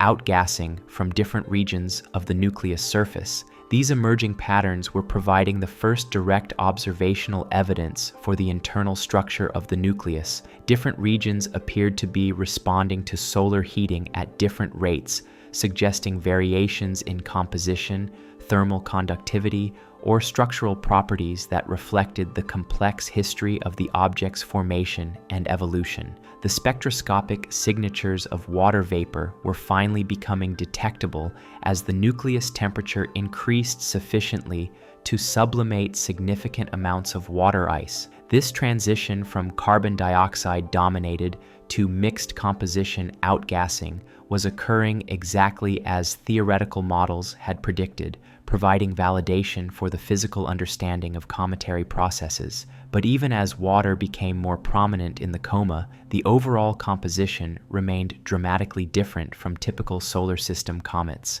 The carbon dioxide to water ratio, while decreasing from its initial extremely high value, was still several times higher than observed in any solar system object. This persistent difference suggested that the unusual composition was not just a surface effect, but reflected the bulk properties of the entire nucleus. The implications of this compositional difference were profound for understanding planetary formation processes in other star systems. The abundance of carbon dioxide relative to water suggested that 3IATLAS had formed under conditions where carbon dioxide ice was more stable or abundant than in our own solar system's formation environment. Such conditions might have existed if the parent star was cooler than our Sun, allowing carbon dioxide to condense at smaller distances from the star. Alternatively, the protoplanetary disk might have had unusual chemical properties, perhaps due to different abundances of carbon and oxygen or different dust grain populations that affected the efficiency of ice condensation. Understanding these formation conditions was crucial for developing general theories of planetary system formation that could account for the diversity of exoplanetary systems that had been discovered around other stars. The chemical signatures preserved in objects like 3IATLAS provided direct evidence for the range of environments that existed during planetary formation throughout the galaxy. As 3IATLAS approached the most active phase of its passage through the solar system, the scientific community was preparing for discoveries that could reshape our understanding of these cosmic messengers. The combination of advanced observational capabilities, sophisticated theoretical models, and international cooperation had created an unprecedented opportunity to peer into the heart of an alien world and decode the secrets of its billion-year journey through the galaxy. The story that was emerging from the data was more complex and fascinating than anyone had imagined when that faint speck of light was first detected by automated telescopes in Chile. What had begun as a routine asteroid survey discovery had evolved into one of the most comprehensive studies ever undertaken of material from beyond our solar system, revealing connections between worlds separated by vast distances and enormous spans of time. The approaching perihelion passage represented not just the climax of 3ATLAS's solar system visit, but potentially the most scientifically valuable period of observation. As the comet drew closer to the Sun, the increasing intensity of solar radiation would drive off ever greater quantities of material from the nucleus surface, creating opportunities to sample progressively deeper layers that had remained frozen and protected for billions of years. Each day brought measurable changes in the comet's appearance and behavior. The carbon dioxide coma, already vast by astronomical standards, continued to expand as sublimation rates increased with rising temperatures. The once faint tail was becoming more prominent, stretching away from the Sun in a direction dictated by the solar wind and radiation pressure. High-resolution images revealed delicate structure within the tail, suggesting that the nucleus was not uniformly active, but was releasing material preferentially from specific regions. These asymmetries in outgassing were providing the first direct insights into the three-dimensional structure of the nucleus. Computer models that attempted to match the observed coma and tail morphology suggested that 3IATLAS might have an elongated or irregular shape, with different regions having different compositions or thermal properties. Some areas appeared to be rich in volatile materials that responded quickly to solar heating, while others seemed more refractory, releasing material only when temperatures rose significantly higher. The possibility that the nucleus had a layered internal structure was particularly intriguing. Theoretical models of interstellar object formation suggested that different types of ice should have condensed at different times and locations within the original protoplanetary disk. If these compositional gradients had been preserved during the subsequent billions of years of evolution, then the progressive exposure of deeper layers during perihelion passage could provide a chronological record of conditions in the alien star system where 3IATLAS had formed. The challenge was distinguishing between primordial compositional variations and modifications that had occurred during the interstellar journey. Cosmic ray bombardment would have gradually altered the chemistry of surface layers, while thermal processing from radioactive decay or external heating sources could have caused internal migration of volatile materials. Untangling these different effects required careful analysis of how the observed composition varied with the depth from which material was being released. The spectroscopic signatures were becoming increasingly rich and complex as more molecular species became detectable. The initial dominance of carbon dioxide was giving way to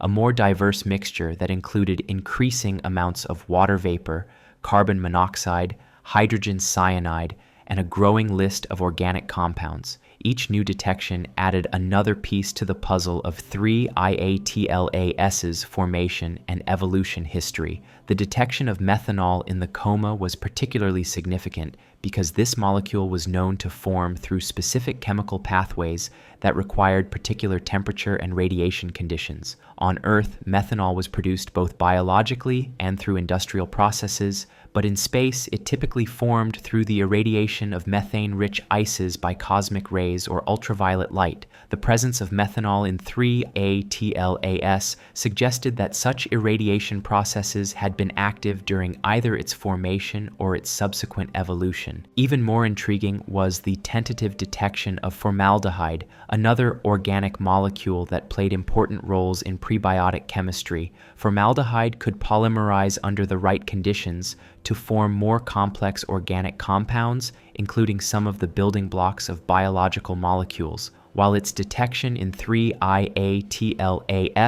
was not evidence for life itself, it demonstrated that the chemical pathways that might lead toward biological complexity were active in other star systems. The isotopic ratios of these organic molecules were proving to be particularly informative.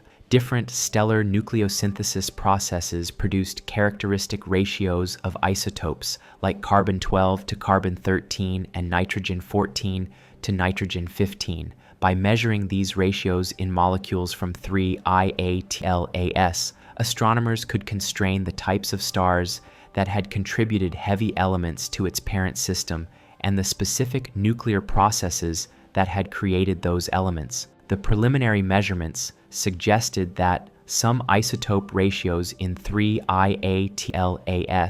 differed significantly from solar system norms, providing direct evidence that it had indeed formed in a stellar environment with different nucleosynthesis history. These differences were subtle but measurable with the most sensitive instruments available, and they represented some of the most direct evidence yet obtained for the diversity of stellar chemical evolution pathways throughout the galaxy. The magnetic field measurements were another area where 3-IATLAS was providing unprecedented insights into interstellar object properties. As the comet's ionized coma interacted with the solar wind's embedded magnetic field, it created detectable perturbations that could be measured by spacecraft magnetometers throughout the inner solar system. These measurements were revealing information about the electrical conductivity of the coma and potentially about magnetic minerals within the nucleus itself. If the nucleus contained magnetic materials like iron-nickel alloys or magnetized dust grains, these could preserve records of the magnetic fields it had encountered during its galactic journey. Different regions of the galaxy had very different magnetic field strengths and orientations, and a detailed magnetic analysis of 3-IATLAS could potentially provide a chronology of the environments it had traversed during its billion-year odyssey. The radio emissions from the comet were becoming increasingly detectable as the ionized component of the coma grew with increasing activity. These emissions were produced by electrons spiraling around magnetic field lines, and their characteristics could reveal details about the plasma environment surrounding the nucleus. The radio observations were complementing optical and infrared spectroscopy by providing information about ionized species that were difficult to detect through other techniques. Some of the radio emissions showed periodic variations that might be related to the rotation of the nucleus. If confirmed, these measurements could finally provide accurate constraints on the rotational period of 3IATLAS, information that was crucial for understanding its mechanical history and internal structure. The rotation rate could reveal whether the nucleus was a single coherent object or a loosely bound collection of fragments held together by weak gravitational or electrostatic forces. The dust analysis was revealing increasingly sophisticated details about the solid materials being released from the nucleus. Advanced polarimetric observations were showing that the dust particles had complex optical properties that suggested they were aggregates of smaller grains rather than solid chunks of material. This fluffy, porous structure was consistent with formation in the outer regions of a protoplanetary disk, where low temperatures and densities would favor the growth of delicate, loosely bound particles. The chemical composition of individual dust grains was being inferred from detailed spectroscopic analysis of scattered and emitted light. Different types of minerals had characteristic spectroscopic signatures that could be identified even when they were present in complex mixtures. The emerging picture suggested that the dust in 3IATLAS contained a diverse mixture of silicate minerals, organic compounds, and possibly metallic grains that reflected the varied conditions present during its formation. The size distribution of dust particles was providing additional clues about the processes occurring within the coma. Large particles could be ejected directly from the nucleus surface, while smaller grains might result from the fragmentation of larger particles due to collisions or thermal stresses. The observed size distribution could constrain models of these physical processes and provide insights into the mechanical properties of the nucleus material. The interaction between gas and dust in the coma was creating complex dynamical effects that were challenging to model accurately. The gas flow from the nucleus could entrain dust particles and accelerate them to high velocities, while radiation pressure from sunlight could selectively affect particles of different sizes and compositions. Understanding these processes was crucial for interpreting observations and extracting accurate information about the nucleus properties from remote sensing data. The approaching perihelion passage was being monitored not just from Earth-based telescopes and Earth-orbiting spacecraft, but from vantage points throughout the solar system. The Mars Reconnaissance Orbiter, with its high-resolution camera system, was positioned to obtain some of the sharpest images ever captured of an interstellar object. From Mars's distance, 3IATLAS would appear larger and brighter than it ever would from Earth, potentially revealing surface features and structure that were invisible to terrestrial observers. The European Space Agency's Mars Express and ExoMars Trace Gas Orbiter were coordinating their observations to provide multiple perspectives on the comet during its closest approach to Mars. These spacecraft carried instruments specifically designed for atmospheric and compositional analysis, capabilities that could be repurposed for studying the coma and tail of 3IATLAS in unprecedented detail. Even more distant spacecraft were contributing to the observational campaign. The James Webb Space Telescope, positioned at the L2 Lagrange point, could observe 3IATLAS at times when it was invisible from Earth due to its proximity to the Sun. Webb's infrared capabilities were particularly valuable during the perihelion passage, when thermal emission from the heated nucleus and coma would be at its maximum intensity. The coordination required for these multi-platform observations was unprecedented in the history of cometary astronomy. Spacecraft operations teams had to revise carefully planned observation schedules to accommodate targets of opportunity, while ground-based observatories competed for limited telescope time during the most scientifically valuable observing windows. Real-time communication between observing teams was essential because the behavior of 3IATLAS remained unpredictable. Comets were known for sudden outbursts that could dramatically change their appearance within hours, and such events required rapid response to maximize scientific return. Networks had been established to ensure that important discoveries could be communicated instantly to observers worldwide. The data processing pipeline was equally complex, involving automated algorithms for rapid analysis of incoming observations and sophisticated calibration procedures to ensure consistency between different instruments and observing sites. Machine learning techniques were being employed to identify subtle features in images and spectra that might be missed by human analysts working under time pressure. The theoretical interpretation of the growing dataset was advancing rapidly as new models were developed to explain the increasingly complex behavior of 3-IATLAS.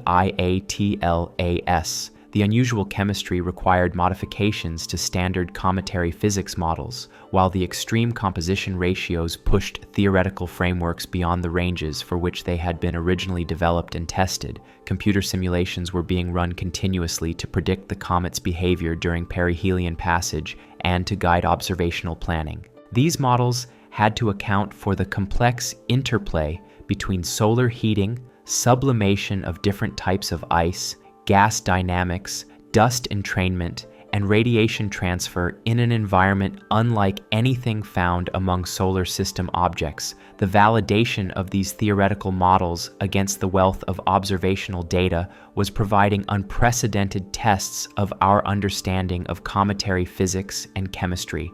Discrepancies between predictions and observations often pointed to new physical processes or previously unrecognized complexities that advanced the field beyond what was possible through either theory or observation alone. The implications of the 3-IATLAS observations were extending far beyond cometary science to influence our understanding of planetary formation, stellar evolution, and galactic chemical evolution.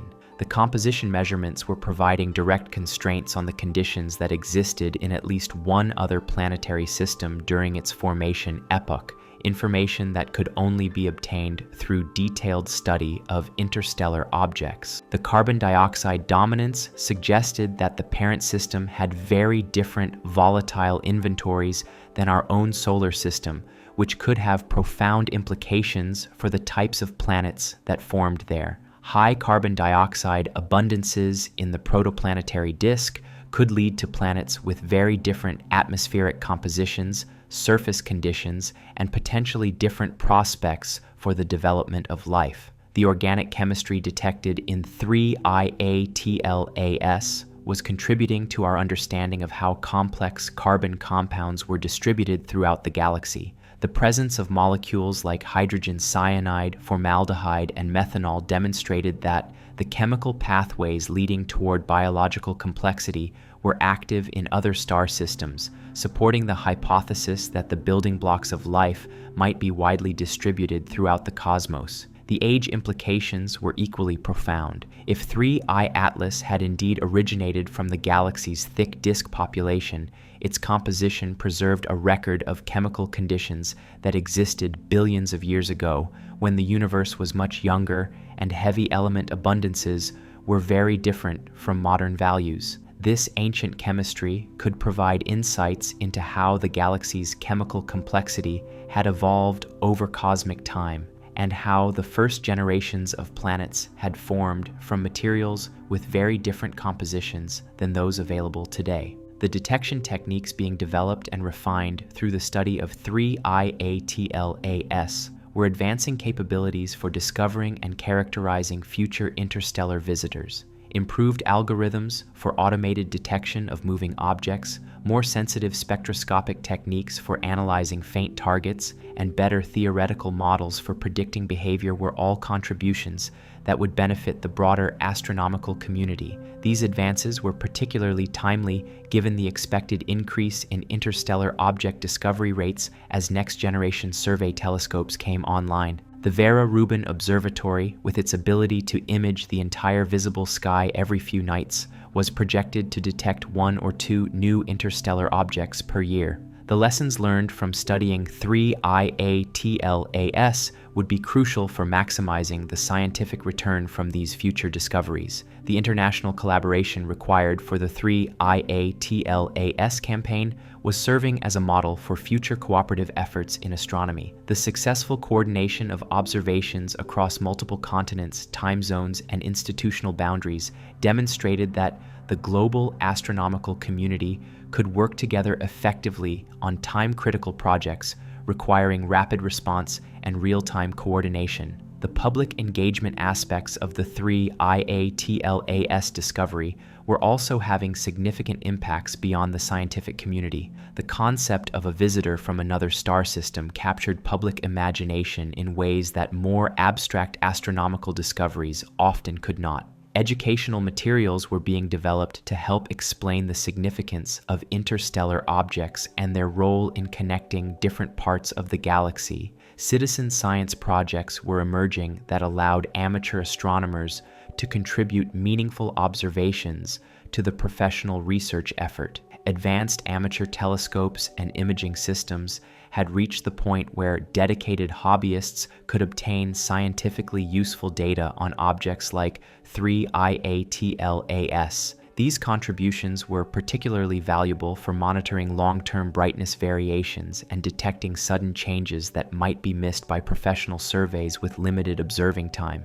The philosophical implications of studying 3IATLAS were as profound as the scientific discoveries. The realization that our solar system was not an isolated island, but rather a node in a vast galactic network of material exchange was fundamentally changing how humans thought about their place in the universe. Rather than being residents of a single star system, we were revealed to be participants in a much larger cosmic community. The chemical signatures from alien worlds that were preserved in 3IATLAS provided a tangible connection to places so distant that their light had never reached our eyes. In studying this interstellar messenger, we were directly analyzing material from another corner of the galaxy, bridging distances and timescales that dwarfed human experience and imagination. The temporal perspective was equally humbling. The journey that brought 3IATLAS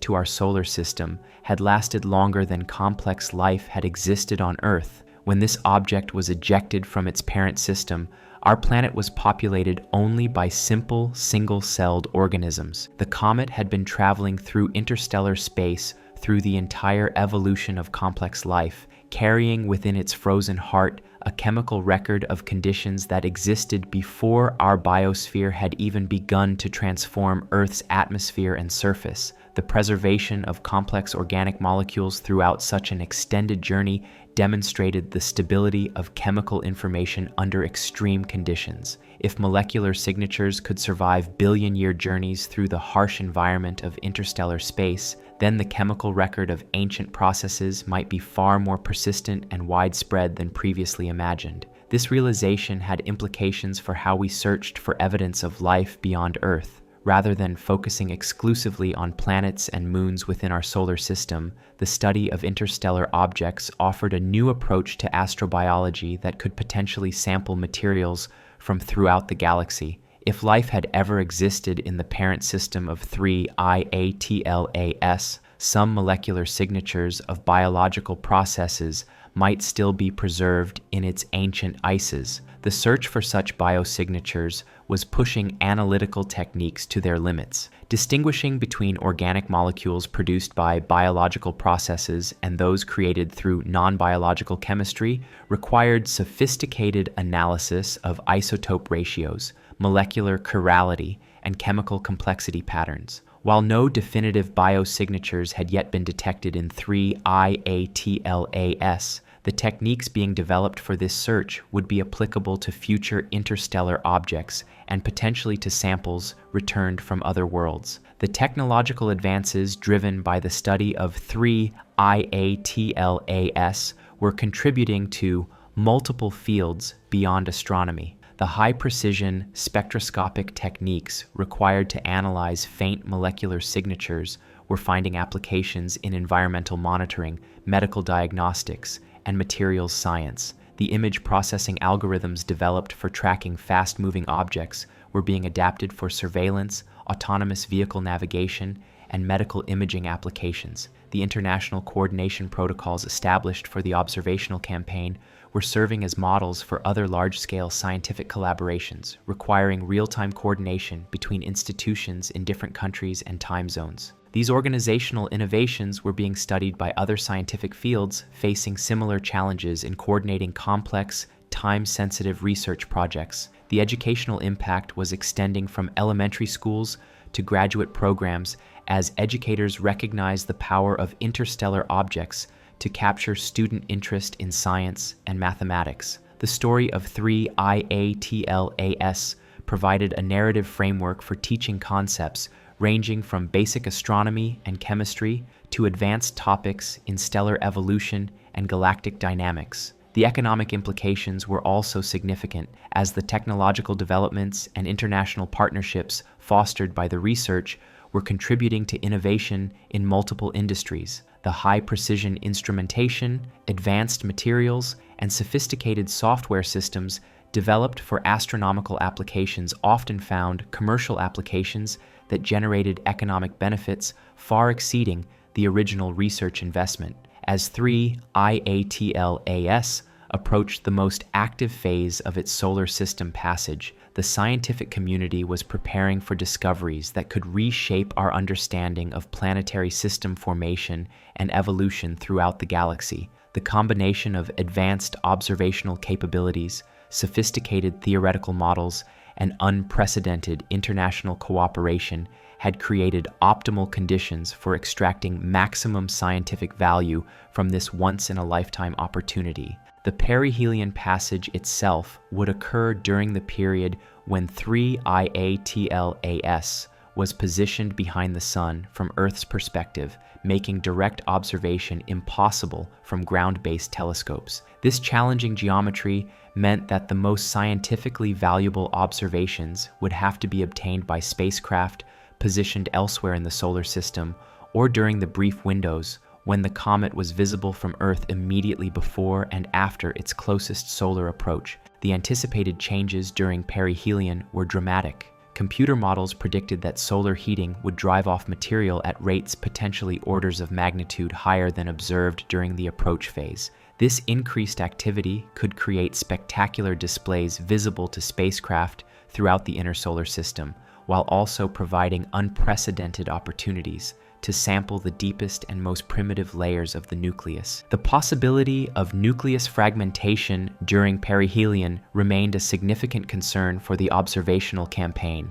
The thermal stresses induced by rapid heating could potentially crack or break apart the nucleus, especially if it contained structural weaknesses created during its formation or subsequent evolution. While fragmentation would provide unique opportunities to study the internal composition and structure, it would also end the comet's existence as an intact object and eliminate possibilities for future observations. The survival or destruction of 3IATLAS during perihelion passage would provide crucial information about the mechanical properties of interstellar objects. If the nucleus remained intact despite the extreme thermal stresses, it would suggest that such objects were more structurally robust than many solar system comets. Fragmentation, on the other hand, might reveal internal compositions and structures that could not be determined through remote sensing alone. The post-perihelion observations would be equally valuable scientifically. As 3IATLAS receded from the Sun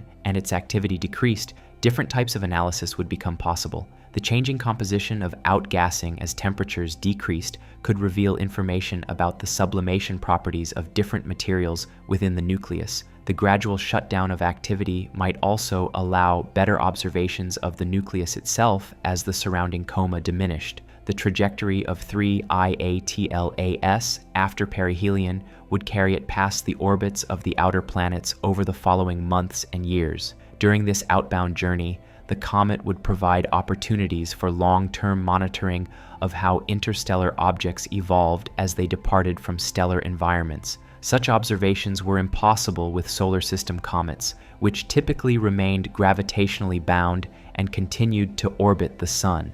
The final detection of 3IATLAS would mark the end of direct observational access to material from its parent star system.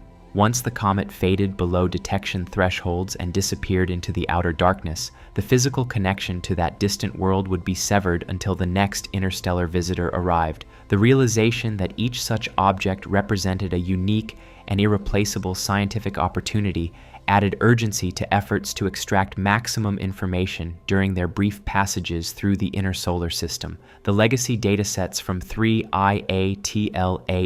would continue to provide scientific value long after the object itself had departed. The comprehensive spectroscopic, imaging, and photometric observations represented the most detailed characterization ever obtained of material from outside the solar system. These data would be analyzed and reanalyzed for decades as new theoretical insights and analytical techniques became available. The comparison between 3IATLAS and future interstellar discoveries would provide insights into the diversity of objects ejected from other star systems and the range of conditions that existed during planetary formation throughout the galaxy. Each new interstellar visitor would add to this growing database, gradually building a statistical understanding of galactic chemical evolution and planetary system demographics. The theoretical frameworks developed to interpret the 3IATLAS observations were advancing our general understanding of how small bodies formed and evolved in different environments. These models would be applicable not only to future interstellar objects, but also to comets, asteroids,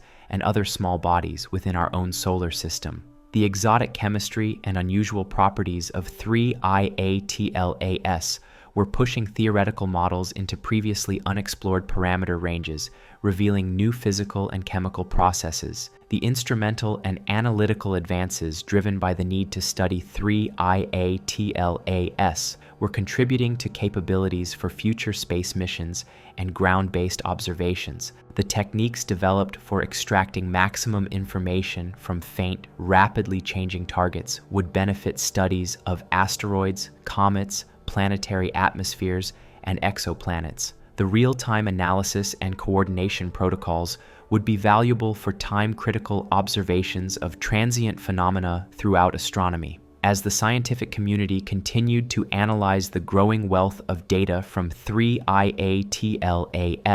the profound implications of its discovery were becoming increasingly clear. This single object had opened a new window into the cosmos, providing direct access to material from other star systems and insights into processes that shaped the galaxy over billions of years. The chemical signatures preserved in its ancient ices represented information that could not be obtained through any other means available to current or foreseeable technology. The success of the 3IATLAS campaign was demonstrating the value of international cooperation and rapid response capabilities in astronomy. The discovery had required not just advanced technology and sophisticated analysis techniques, but also the coordination of resources and expertise from institutions around the world. This collaborative approach was establishing new standards for how the astronomical community could respond to rare opportunities requiring immediate action.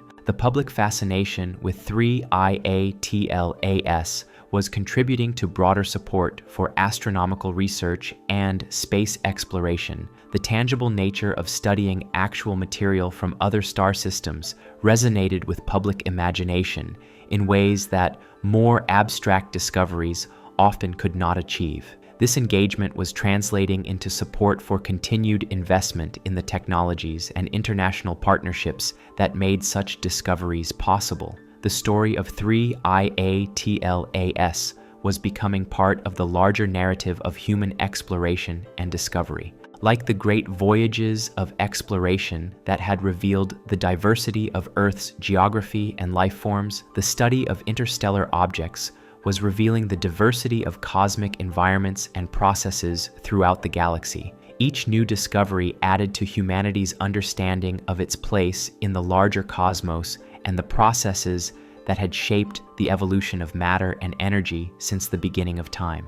As 3IATLAS continued its ancient journey toward the heart of our solar system, it carried with it the hopes and curiosity of an entire species reaching out to touch other worlds. In its frozen heart lay answers to questions that humans had been asking since they first looked up at the stars and wondered what lay beyond the familiar boundaries of their cosmic home. The The brief encounter between this ancient wanderer and our young civilization represented a moment of connection across the vast distances and timescales that normally separated different worlds and different epochs in the galaxy's long history. The mathematical precision required to predict the comet's behavior during perihelion was staggering in its complexity. Every force acting on the nucleus had to be accounted for: gravitational attraction from the sun, radiation pressure from sunlight, reactive forces from asymmetric outgassing,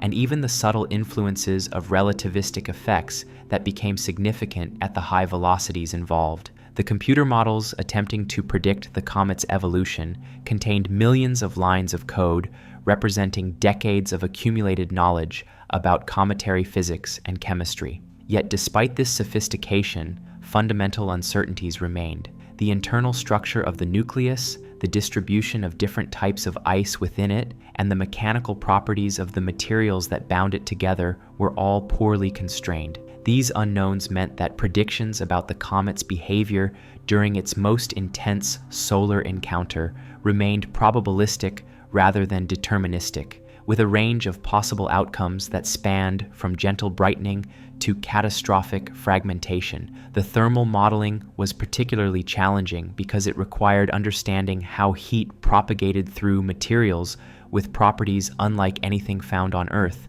The nucleus was probably composed of a mixture of different types of ice, dust, and organic compounds, all with different thermal conductivities, sublimation rates, and mechanical strengths. As solar heating penetrated into the nucleus, it would encounter layers with different compositions that had formed under different conditions billions of years ago. The outermost layers had been most extensively modified by cosmic ray bombardment during the interstellar journey. High-energy particles had gradually altered the chemistry of surface materials, breaking some chemical bonds while creating new ones, and potentially creating a radiation-processed crust with properties very different from the pristine interior. This altered surface layer might act as insulation, slowing the penetration of heat into the deeper regions and affecting the rate at which different types of ice began to sublimate.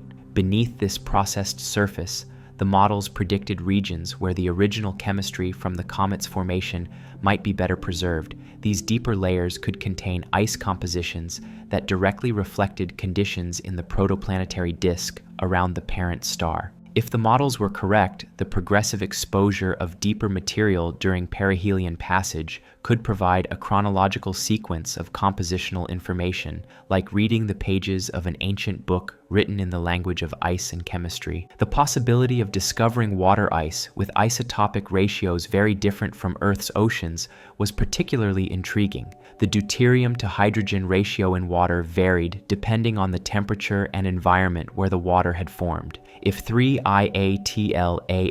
contained water with deuterium ratios characteristic of very cold formation environments, it could provide constraints on the temperature structure of its parent protoplanetary disk and the processes that governed planet formation in that distant system. The organic chemistry within the deeper layers might be even more revealing. Complex organic molecules were fragile and could be easily destroyed by radiation or thermal processing. If sophisticated organic compounds had survived in the nucleus interior for billions of years, they would represent direct samples of prebiotic chemistry from another star system. The detection of amino acids, nucleotide bases, or other biologically relevant molecules would have profound implications for understanding how widely the chemical foundations of life were distributed throughout the galaxy. The search for such complex molecules was pushing analytical techniques to their absolute limits. The concentrations of individual organic compounds in the coma were likely to be extremely small, requiring the most sensitive detection methods available. Mass spectrometry techniques originally developed for analyzing trace contaminants in environmental samples were being adapted for astronomical applications, while new spectroscopic methods were being developed specifically for detecting organic molecules in cometary atmospheres. The isotopic analysis of organic compounds was equally challenging but potentially even more rewarding scientifically. Different biochemical pathways preferentially incorporated different isotopes, creating characteristic signatures that could distinguish between biological and non-biological synthesis. While 3-IATLAS was almost certainly too old and had traveled too far for any original biological signatures to survive, the isotopic patterns in its organic chemistry could reveal information about the types of chemical processes that had been active in its parent system. The noble gas content of the nucleus remained largely unexplored, but could provide some of the most definitive information about the stellar environment where 3-IATLAS had formed. Noble gases were chemically inert and retained isotopic signatures that directly reflected the nuclear processes that had created them. Different types of stars produced characteristic noble gas isotope ratios through their fusion reactions, and these signatures could survive for billions of years without modification. The challenge was that noble gases were present in extremely small quantities and could only be detected through their very weak spectroscopic signatures. Ground-based telescopes lacked the sensitivity to detect these trace species, and even the most advanced space-based instruments were operating at the limits of their capabilities. Future observations with next-generation spectrographs might finally reveal the noble gas content of 3-IATLAS and provide direct evidence for the type of star around which it had formed. The magnetic properties of the nucleus were another area where fundamental discoveries might be possible. If the original protoplanetary disk had been threaded by strong magnetic fields, as theoretical models suggested, then magnetic minerals within the nucleus might preserve records of those ancient field configurations. The interaction between the comet's magnetic signature and the solar wind could potentially be detected through careful analysis of plasma wave measurements from spacecraft throughout the inner solar system. Such magnetic paleontology could reveal information about the magnetic field environment around the parent star during the epoch of planetary formation. Strong magnetic fields were thought to play crucial roles in regulating the flow of material within protoplanetary disks and influencing the efficiency of planet formation processes. Direct measurements of ancient magnetic field strengths could provide unprecedented tests of theoretical models of early planetary system evolution. The rotational dynamics of 3-IATLAS continued to puzzle researchers despite months of intensive observation. Most comets showed clear periodic variations in brightness as their irregularly shaped nuclei rotated, but 3-IATLAS maintained remarkably steady brightness that suggested either a nearly spherical shape or unusually uniform surface composition. Both possibilities were scientifically interesting, but for very different reasons. A spherical nucleus would be unusual for an object that had experienced the collisional history typical of small bodies in planetary systems. Most asteroids and comets showed evidence of impacts that had created irregular shapes, and the processes that ejected objects from their parent systems often involved gravitational interactions that could significantly distort their shapes. If 3I Atlas was indeed nearly spherical, it might indicate that it had formed through accretion processes very different from those that created typical solar system small bodies. Alternatively, if the nucleus was actually irregular but had a remarkably uniform surface composition, it would suggest that space weathering processes during the interstellar journey had homogenized the surface materials to an unprecedented degree. Such homogenization could result from continuous cosmic ray bombardment, gradually modifying surface chemistry until compositional variations were erased, or from thermal cycling due to radioactive heating, creating convective mixing within the nucleus. The detection of rotation would become more likely as 3IATLAS approached perihelion and different regions of the surface experienced different amounts of solar heating. Asymmetric outgassing from an irregularly heated surface should create detectable variations in coma brightness and composition that would reveal the underlying rotational motion. High-cadence photometric monitoring during the perihelion passage would provide the best opportunity to finally measure the rotational period and constrain the nucleus shape. The implications of the rotational measurements extended beyond simple physical characterization. The rotational state could provide clues about the dynamical processes that had ejected 3IATLAS from its parent system. Gravitational interactions with giant planets could spin objects up or down depending on the specific encounter geometry, while stellar encounters or passage through dense molecular clouds could also modify rotational states through tidal forces. If the current rotational period could be measured accurately, it might be possible to work backwards and constrain the types of encounters that 3IATLAS had experienced during its galactic journey. This dynamical archaeology could provide insights into the frequency and characteristics of gravitational interactions that interstellar objects experienced as they traveled through different galactic environments. The approach to perihelion was also revealing new details about the dust production mechanisms operating within the nucleus. High-resolution imaging was showing that dust emission was not uniformly distributed across the surface, but was concentrated in specific regions that might correspond to areas with different compositions or thermal properties. These active regions were evolving as solar heating penetrated deeper into the nucleus, suggesting that subsurface structure was controlling the patterns of outgassing. The dust particles themselves were providing a wealth of information about conditions within the nucleus. Spectroscopic analysis of scattered light from individual particles was revealing information about their mineral compositions, while polarimetric measurements were constraining their sizes, shapes, and internal structures. Some particles appeared to be fluffy aggregates of smaller grains, consistent with formation in low-density environments, while others showed evidence of more compact structures that might have formed through different accretion processes. The temporal evolution of dust properties was particularly informative. As different layers within the nucleus were exposed to solar heating, the characteristics of ejected dust particles were changing in ways that reflected the varying compositions and formation histories of different regions. This stratigraphic information was providing direct insights into how conditions had varied within the original protoplanetary disk where 3IATLAS had formed. The interaction between dust and gas in the coma was creating complex dynamical environments that were challenging existing theoretical models. The drag forces exerted by expanding gas could accelerate dust particles to high velocities, while collisions between particles could lead to fragmentation or aggregation depending on the encounter conditions. Understanding these processes was crucial for interpreting remote sensing observations and extracting accurate information about the nucleus composition and structure. The plasma environment around 3IATLAS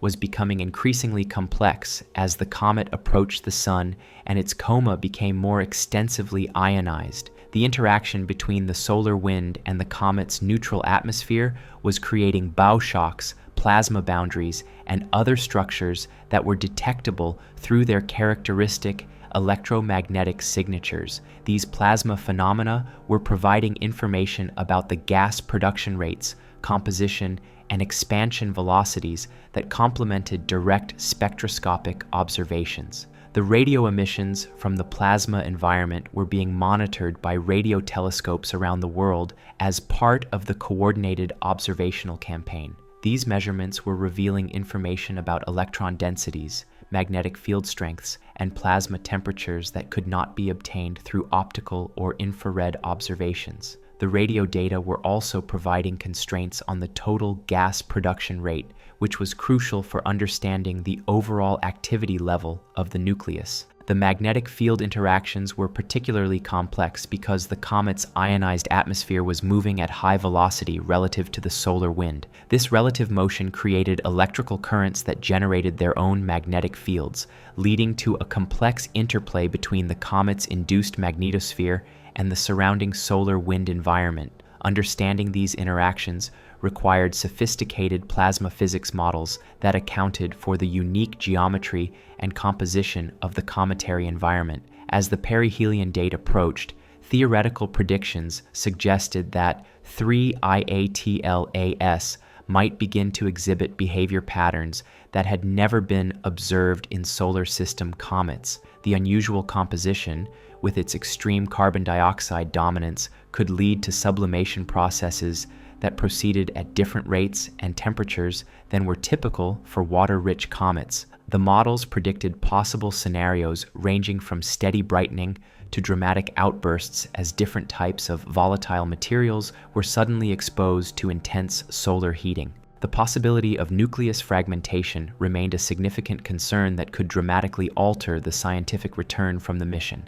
Thermal stresses induced by rapid heating could potentially crack the nucleus along pre-existing fractures or compositional boundaries. If fragmentation occurred, it would provide unprecedented opportunities to study the internal structure and composition, but it would also end the comet's existence as a coherent object and eliminate possibilities for long-term monitoring.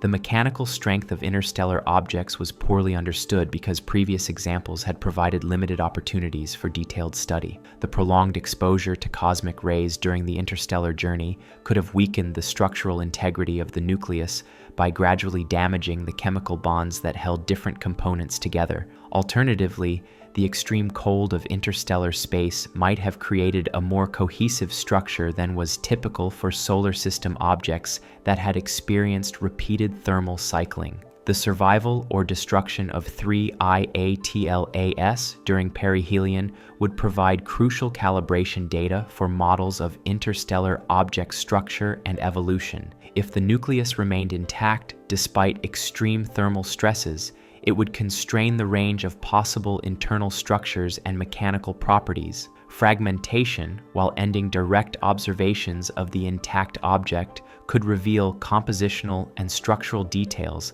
that were impossible to determine through remote sensing alone. The observational strategy for perihelion passage had to account for all these possibilities while working within the constraints imposed by the comet's trajectory and the available observational resources. The period of maximum activity would occur when 3IATLAS was positioned behind the Sun from Earth's perspective, making direct observation impossible from ground-based telescopes and most Earth-orbiting spacecraft. This challenging observational geometry meant that the most scientifically valuable data would have to come from spacecraft positioned elsewhere in the solar system. The Mars orbiters would have optimal viewing conditions during the comet's closest approach, potentially providing the highest resolution images and most detailed spectroscopic observations ever obtained of an active interstellar object. The coordination required between different spacecraft and ground-based observatories was unprecedented in the history of cometary astronomy. The James Webb Space Telescope's position at the L2 Lagrange point would allow observations during some periods when the comet was invisible from Earth,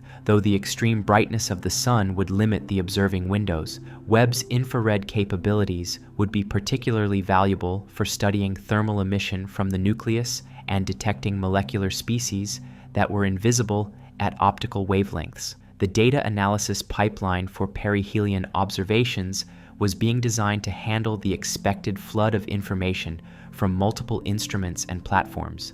Automated processing algorithms would provide rapid preliminary analysis, while more sophisticated techniques would extract detailed compositional and physical information from the datasets. The challenge was ensuring that important discoveries were not missed in the overwhelming volume of data that would be collected during the brief but intense observational window. The theoretical interpretation of perihelion observations would require the most sophisticated models ever developed for cometary physics. The extreme composition ratios and unusual chemistry of 3IATLAS pushed existing theoretical frameworks beyond the parameter ranges for which they had been validated. New models were being developed that could account for the complex thermodynamics of mixed composition ices and the unusual gas dynamics expected in carbon dioxide-dominated atmospheres. The post-perihelion behavior of 3IATLAS would be equally scientifically valuable,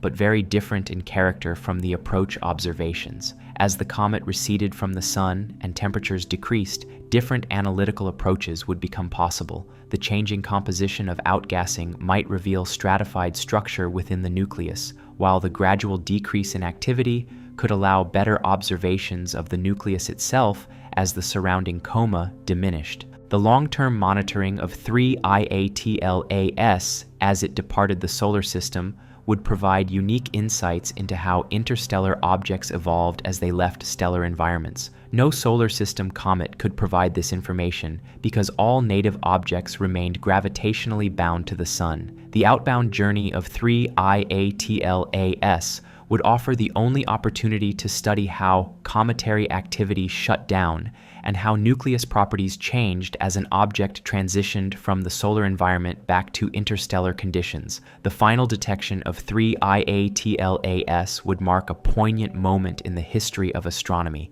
When the comet finally faded below detection thresholds and disappeared into the outer darkness, the physical connection to its parent star system would be severed. The last photons of reflected sunlight from its surface would carry away the final direct observational link to that distant world, leaving only the scientific knowledge extracted during its brief passage through our cosmic neighborhood. The legacy of 3IATLAS would extend far beyond the specific scientific discoveries made during its solar system encounter. The observational techniques developed, the international coordination protocols established, and the theoretical frameworks advanced would all contribute to humanity's capability for studying future interstellar visitors. Each such encounter would build upon the knowledge gained from previous discoveries, gradually constructing a comprehensive understanding of the diversity of objects ejected from planetary systems throughout the galaxy. The statistical implications of the 3IATLAS discovery were already influencing estimates of interstellar object populations and detection rates. The fact that 3 such objects had been discovered within 8 years suggested that they were far more numerous than previously thought. Extrapolating from this discovery rate, astronomers estimated that dozens or hundreds of interstellar objects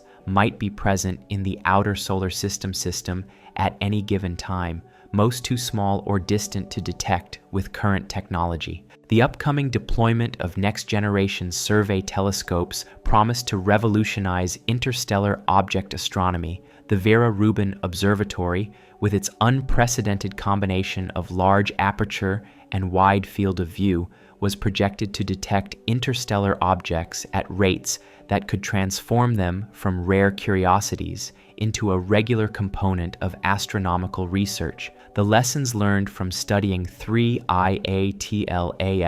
would be crucial for maximizing the scientific return from these future discoveries. The diversity already apparent among the first 3 interstellar visitors suggested that a much larger sample would reveal an enormous range of compositions, structures, and formation histories. Each object would carry unique chemical signatures from its parent system, collectively providing a statistical sample of conditions throughout the galaxy during different epochs of cosmic history. This information could only be obtained through detailed study of interstellar objects, making each discovery irreplaceable and scientifically invaluable. The implications for understanding planetary system formation and evolution were profound. Traditional studies of exoplanets could reveal information about the final products of planetary formation processes, but interstellar objects provided direct samples of the raw materials and intermediate products that had been ejected during those same processes. The chemical compositions and physical properties of interstellar visitors offered complementary information that was impossible to obtain through any other observational approach. The connection to astrobiology remained one of the most intriguing aspects of interstellar object research. While 3IATLAS showed no evidence of biological origin, the complex organic chemistry detected in its coma demonstrated that sophisticated carbon-based molecules could survive billion-year journeys through interstellar space. If life had ever existed in its parent system, some molecular signatures might still be preserved in the nucleus, waiting to be discovered through sufficiently sensitive analysis. The search for biosignatures in interstellar objects represented a new frontier in the search for life beyond Earth. Unlike the planets and moons within our solar system,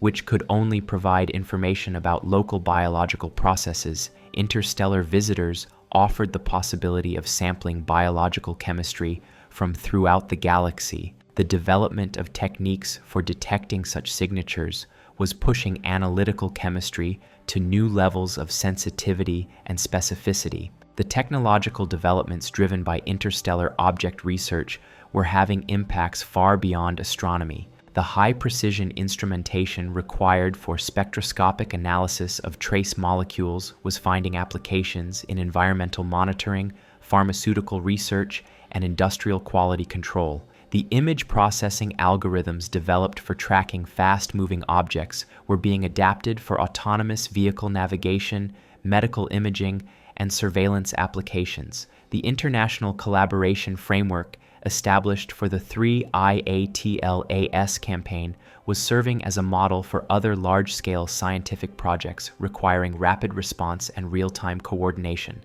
The protocols developed for sharing data and coordinating observations across multiple time zones and institutional boundaries were being studied by other fields facing similar challenges in organizing complex, time-sensitive research efforts. The educational impact was extending from elementary schools to graduate research programs as educators recognized the power of interstellar objects to capture student imagination and illustrate fundamental concepts in science and mathematics. The story of 3IATLAS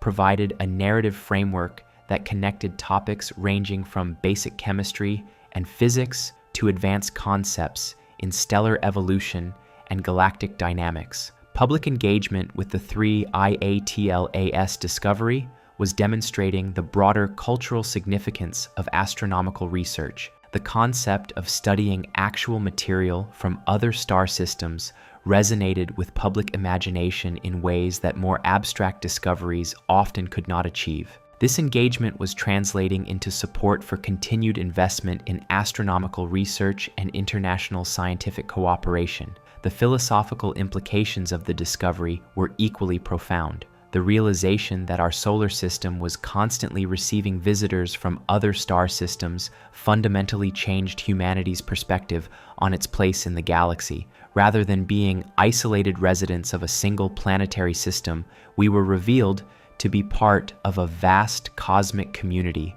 where material and information were continuously exchanged across interstellar distances. The temporal perspective provided by 3IATLAS was particularly humbling. The comet's journey had lasted longer than complex life had existed on Earth, carrying within its frozen structure a record of conditions that existed before our biosphere had transformed the planet's atmosphere and surface. In studying this ancient messenger, we were directly analyzing samples of cosmic history that predated most of the geological and biological processes that had shaped our world. The chemical complexity preserved in 3IATLAS demonstrated the remarkable stability of molecular information under extreme conditions. If organic compounds could survive billion-year journeys through the harsh environment of interstellar space, then the chemical record of ancient processes might be far more persistent and widespread than previously imagined. This realization had implications not just for astronomy, but for understanding the preservation of information in all extreme environments throughout the universe. The success of the 3IATLAS research program was establishing new standards for how the international scientific community could respond to rare, time-critical opportunities. The rapid mobilization of resources, the coordination of observations across multiple platforms and institutions, and the real-time sharing of data and discoveries demonstrated that global cooperation could achieve scientific results that would be impossible for any individual nation or institution. As 3IATLAS continued its approach toward perihelion, it represented more than just a scientific target. It embodied humanity's expanding reach into the cosmos and our growing understanding of the connections that linked all parts of the galaxy. The brief encounter between this ancient wanderer and our young technological civilization would provide insights that would influence scientific understanding for generations to come, long after the comet itself had disappeared back into the interstellar void from which it came. The story of 3IATLAS was still being written as it raced toward its appointment with our sun, but already it had transformed our understanding of the galaxy as a dynamic, interconnected system where worlds separated by vast distances shared common histories and chemical heritage. In its ancient ices lay answers to questions about our cosmic origins and our place in the larger story of matter and energy that had been unfolding since the universe began. The scientific treasures it carried would continue to yield discoveries long after its brief passage through our solar system had ended, ensuring that this messenger from the stars would leave a permanent mark on human knowledge and understanding.